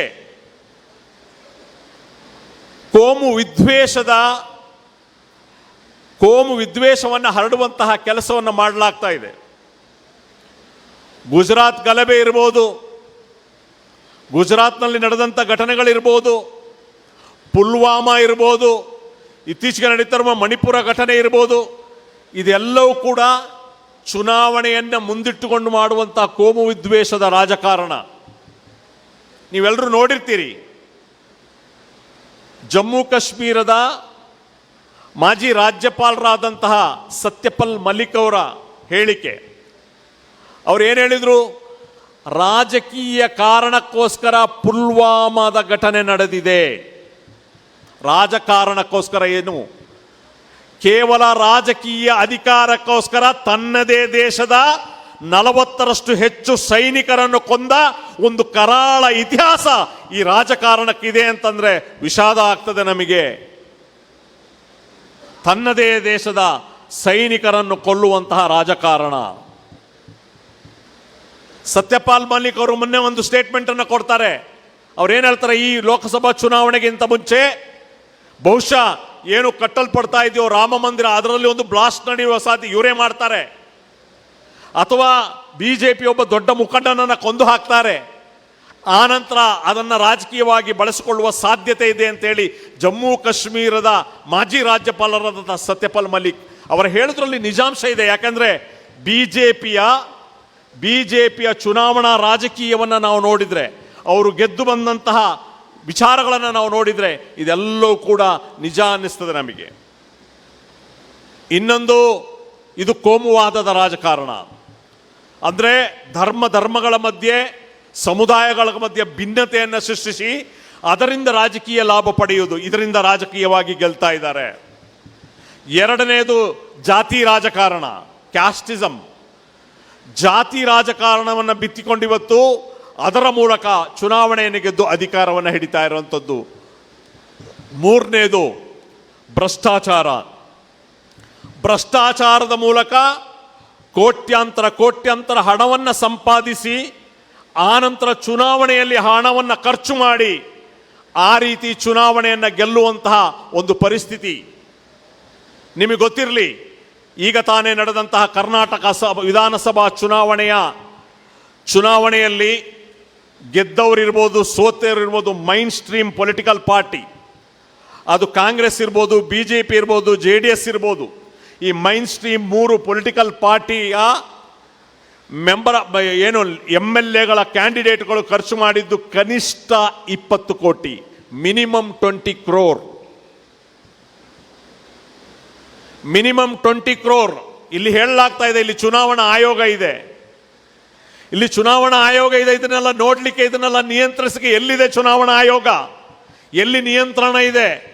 ನಿಮಗೆ ಗೊತ್ತಿರಲಿ, ಪತ್ರಿಕಾ ವರದಿಯಲ್ಲಿ ಬಂತು, ಹಲವು ಸೋಷಿಯಲ್ ಮೀಡಿಯಾದಲ್ಲಿ ಚರ್ಚೆ ಆಯಿತು. ಮುಖ್ಯಮಂತ್ರಿ ಸಿದ್ದರಾಮಯ್ಯನವರ ಕ್ಷೇತ್ರದಲ್ಲೂ ಕೂಡ 100 ಕೋಟಿ ರೂಪಾಯಿ ಖರ್ಚು ಮಾಡಲಾಯಿತು ಅಂತ ಹೇಳಿ. ಆಮೇಲೆ ಈ ರಾಜ್ಯದ ಪ್ರಗತಿಪರರು, ಈ ರಾಜ್ಯದ ಬುದ್ಧಿಜೀವಿಗಳು ಅನ್ನಿಸ್ಕೊಂಡವರು, ಈ ರಾಜ್ಯದ ಪ್ರಗತಿಪರರು, ಈ ರಾಜ್ಯದ ಸಾಹಿತಿಗಳು ಕರ್ನಾಟಕದ ವಿಧಾನಸಭಾ ಚುನಾವಣೆ ನಡೆದಂಥ ಸಂದರ್ಭದಲ್ಲಿ ಹೇಳಿದ್ದು ಇದು ಪ್ರಜಾಪ್ರಭುತ್ವದ ವಿಜಯ ಅಂತ ಹೇಳಿ. 100 ಕೋಟಿ ಖರ್ಚು ಮಾಡಿ 20 ಕೋಟಿ ಭ್ರಷ್ಟಾಚಾರದ ಹಣ ಖರ್ಚು ಮಾಡಿ ಪ್ರಜಾಪ್ರಭುತ್ವದ ವಿಜಯ ಆಗುವುದಾದ್ರೆ ನಾಚಿಕೆ ಆಗಬೇಕು ಈ ಪ್ರಜಾಪ್ರಭುತ್ವದ ವ್ಯವಸ್ಥೆಯ ಬಗ್ಗೆ. ನಮಗೆ ಇಂತಹ ಒಂದು ಪರಿಸ್ಥಿತಿ ಇದೆ ಅಂದ್ರೆ ಈ ದೇಶದ ರಾಜಕಾರಣವನ್ನ ಕೋಮುವಾದ, ಜಾತಿ ರಾಜಕಾರಣ ಮತ್ತು ಭ್ರಷ್ಟಾಚಾರ ಆಳ್ವಿಕೆ ಮಾಡ್ತಾ ಇದೆ. ಇದನ್ನ ತಡೆಯುವಂತ ಒಂದು ಪ್ರಯತ್ನ ಆಗಬೇಕು. ಏನು ನಮ್ಮ ದೇಶದ ಪ್ರಜಾತಂತ್ರ ವ್ಯವಸ್ಥೆ, ಪ್ರಜಾಪ್ರಭುತ್ವ ಇದೆ, ಅದನ್ನು ಉಳಿಸಿಕೊಳ್ಳುವ, ಅದನ್ನು ಬೆಳೆಸಿಕೊಳ್ಳುವ ಒಂದು ಕೆಲಸ ಆಗಲೇಬೇಕಾಗ್ತದೆ. ಅದು ಸಾಧ್ಯ ಇದ್ರೆ ಅದು ಸೋಷಿಯಲ್ ಡೆಮೊಕ್ರೆಟಿಕ್ ಪಾರ್ಟಿ ಆಫ್ ಇಂಡಿಯಾದಿಂದ ಮಾತ್ರ ಅನ್ನೋದನ್ನು ನಾವು ಅರ್ಥ ಮಾಡ್ಕೊಳ್ಬೇಕು. ಒಂದು ಬದ್ಧತೆ ಇರುವಂತಹ, ಒಂದು ಕಾಳಜಿ ಇರುವಂತಹ, ಒಂದು ಕಮಿಟ್ಮೆಂಟ್ ಇರುವಂತಹ ಒಂದು ಪಕ್ಷ ಆಗಿರ್ತದೆ social democratic party of India. ಹಾಗಾಗಿ ಕಳೆದ 14 ವರ್ಷದಲ್ಲಿ ಯಾವುದೇ ರಾಜಿ ಇಲ್ಲದೆ ನಾವು ನಮ್ಮ ಸಿದ್ಧಾಂತದೊಂದಿಗೆ, ನಮ್ಮ ಐಡಿಯಾಲಜಿಯೊಂದಿಗೆ, ನಮ್ಮ ಡಿಸಿಪ್ಲಿನ್ ಒಂದಿಗೆ ನಾವು ಮುಂದಕ್ಕೆ ಹೋಗ್ತಾ ಇದ್ದೀವಿ. ಎಷ್ಟರ ಮಟ್ಟಿಗೆ ನಮ್ಮನ್ನು ಟಾರ್ಗೆಟ್ ಮಾಡಲಾಗ್ತಾ ಇದೆ ಅಂಥೇಳಿ ನಿಮಗೆ ಗೊತ್ತಿದೆ. ನಾವು ಮೇಲೆ ಬರುವುದನ್ನು ಸಹಿಸೋದಿಲ್ಲ. ಇತ್ತೀಚಿನ ನಡೆದಂತಹ ಬೆಳವಣಿಗೆ ಮೇಲೆ ನಾನು ಬೆಳಕು ಚೆಲ್ತೇನೆ. ತಲಪಾಡಿ ಗ್ರಾಮ ಪಂಚಾಯಿತಿಯಲ್ಲಿ ಏನು ನಡೀತು ಅಂತ ನಿಮಗೆ ಗೊತ್ತಿದೆ. 2 ಜನ ಬಿಜೆಪಿಯಿಂದ ಹೊರಹಾಕಲ್ಪಟ್ಟ ಅಥವಾ ಬಿಜೆಪಿಯಿಂದ ವಜಾಗೊಳಿಸಲ್ಪಟ್ಟ 2 ಮುಸ್ಲಿಂ ಸದಸ್ಯರು ನಮ್ಮ ಅಧ್ಯಕ್ಷ ಸ್ಥಾನದ ಸ್ಪರ್ಧೆಗೆ ಓಟ್ ಹಾಕಿದರು. ಅಲ್ಲಿ ಬಿಜೆಪಿ ಅಧಿಕಾರದಲ್ಲಿತ್ತು. ಬಿಜೆಪಿ ಅಧಿಕಾರದಲ್ಲಿದ್ದ ಆ ಪಂಚಾಯಿತಿಯಲ್ಲಿ 2 ಜನ ಬಿಜೆಪಿಯಿಂದ ಹೊರಹಾಕಲ್ಪಟ್ಟ ಸದಸ್ಯರು ಕ್ರಾಸ್ ವೋಟ್ ಮಾಡಿದ್ರು. ಯಾಕೆ ಅಂತ ಹೇಳಿದ್ರೆ ಬಿಜೆಪಿಯಿಂದ ಒಬ್ಬ ಕಟ್ಟ ಬಜರಂಗಿ, ಒಬ್ಬ RSSನವ ಅಧ್ಯಕ್ಷ ಸ್ಥಾನಕ್ಕೆ ನಿಂತಿದ್ದ. ಅವನಿಗೆ ಓಟು ಕೊಡಲು ಮನಸ್ಸಿಲ್ಲದ ಈ 2 ಬಿಜೆಪಿ ಸದಸ್ಯರು ನಮಗೆ ಓಟು ಕೊಟ್ಟರು. ನಮ್ಮ ಅಧ್ಯಕ್ಷರು ಅಲ್ಲಿ ಗೆದ್ರು. ನಮ್ಮ ಅಧ್ಯಕ್ಷರು ಗೆದ್ರು. ನಾವು ಬಿಜೆಪಿಯ ಬೆಂಬಲ ಕೇಳಲಿಲ್ಲ, ನಾವು ಬಿಜೆಪಿಯೊಂದಿಗೆ ಶಾಮೀಲಾಗಲಿಲ್ಲ. 2 ಓಟು ನಮಗೆ ಕೊಟ್ಟು ಬಿಜೆಪಿಯಿಂದ ಇದ್ದಂಥ ಆಡಳಿತವು SDP ಹಿಡಿತ ಮಾಡ್ತಿದ್ದನ್ನು ಹೆಮ್ಮೆ ಪಡಬೇಕಾಗಿತ್ತು. ಆದರೆ ಇಡೀ ರಾಷ್ಟ್ರೀಯ ನ್ಯೂಸ್ ಅನ್ನು ಮಾಡಿದ್ರು. ಅದನ್ನ ನ್ಯಾಷನಲ್ ಚಾನಲ್ ಅಲ್ಲಿ ಬರುವ ಹಾಗೆ ಮಾಡಿದ್ರು. SDP ಬ್ಲೇಮ್ ಮಾಡಲಿಕ್ಕೆ ಈ ರೀತಿ ಒಂದು ಸ್ಥಾಪಿತ ಹಿತಾಸಕ್ತಿಗಳು ನಮ್ಮನ್ನ ಹೊಂಚು ಹಾಕ್ತಾ ಇರ್ತಾರೆ. ನಮ್ಮನ್ನ ಯಾವ ರೀತಿ ಅವಮಾನ ಮಾಡ್ಬೋದು, ನಾವು ಯಾವ ರೀತಿ ಕೆಳಗಿಳಿಸ್ಬೋದು, ಯಾವ ರೀತಿ ನಮ್ಮನ್ನ ಗುರಿ ಮಾಡಲಾಗ್ಬೋದು. ಹಾಗಾಗಿ ನಾವು ಬಹಳ ಎಚ್ಚರದಿಂದ ಇರಬೇಕಾಗ್ತದೆ. ನಾವು ನಮ್ಮ ಮಾರಲ್ಸ್ನಲ್ಲಿ, ನಮ್ಮ ನೈತಿಕತೆಯಲ್ಲಿ, ನಮ್ಮ ಕಾರ್ಯಚಟುವಟಿಕೆಯಲ್ಲಿ, ನಮ್ಮ ಹಣಕಾಸಿನ ವ್ಯವಹಾರಗಳಲ್ಲಿ, ನಮ್ಮ ಪಕ್ಷದ ಕೆಲಸಗಳಲ್ಲಿ ಬಹಳ ಎಚ್ಚರಿಕೆಯಿಂದ, ಮುತುವರ್ಜಿಯಿಂದ, ಬದ್ಧತೆಯಿಂದ ನಾವು ಕೆಲಸ ಮಾಡಬೇಕಾಗ್ತದೆ. ಬಂಧುಗಳೇ,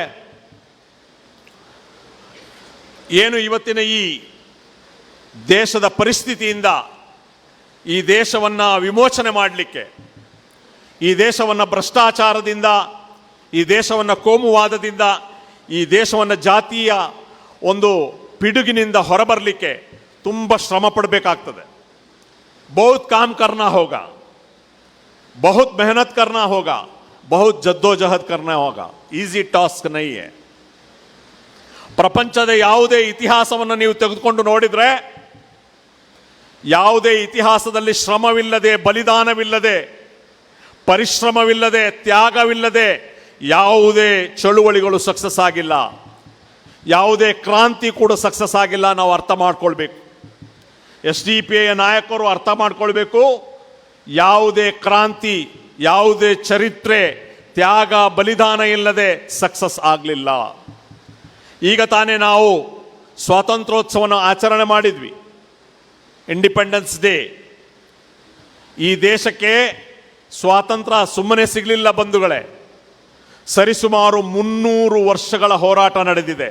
300 years ಆಫ್ ಸ್ಟ್ರಗಲ್. 300 ವರ್ಷಗಳ ಹೋರಾಟ. ಎಂಥ ಹೋರಾಟ! ಬೀದಿಯಲ್ಲಿ ನಿಂತು ಮಾಡಿದ ಪ್ರತಿಭಟನೆ ಅಲ್ಲ, ಎಲ್ಲ ಹೋರಾಟ, ಎಲ್ಲ ಹೋರಾಟಗಳು ನಡೆದಿದೆ. ತ್ಯಾಗ ನಡೆದಿದೆ, ಬಲಿದಾನ ನಡೆದಿದೆ, ಜೈಲು ಶಿಕ್ಷೆ ಆಗಿದೆ.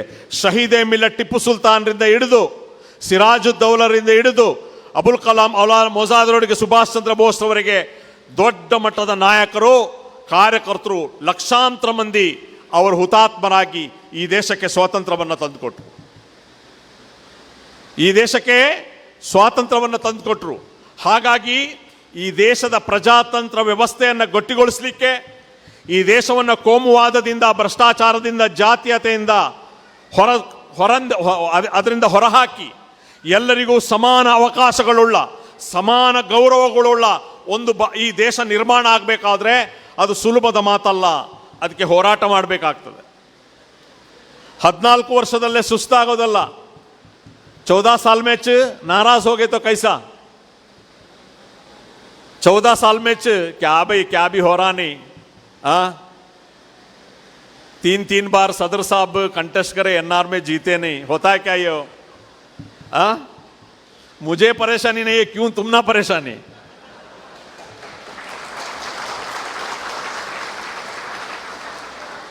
हिम्मत हारना नहीं, हिम्मत हारना नहीं, उम्मीद छोड़ना नहीं.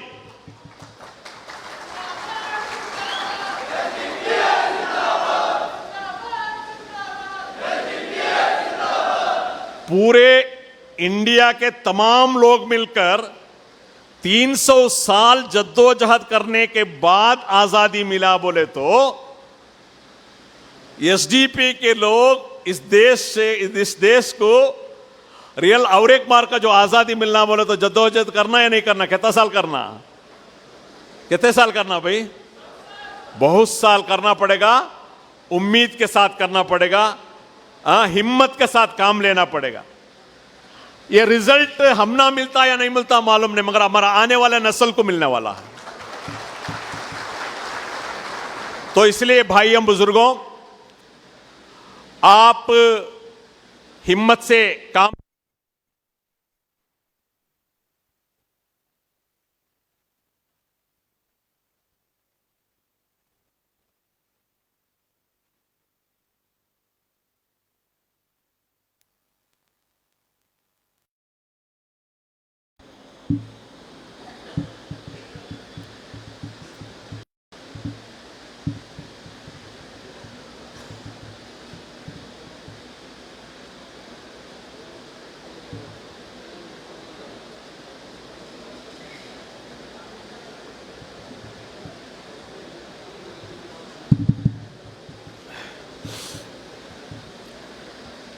देखिए, अगर हमारे पास इरादा है,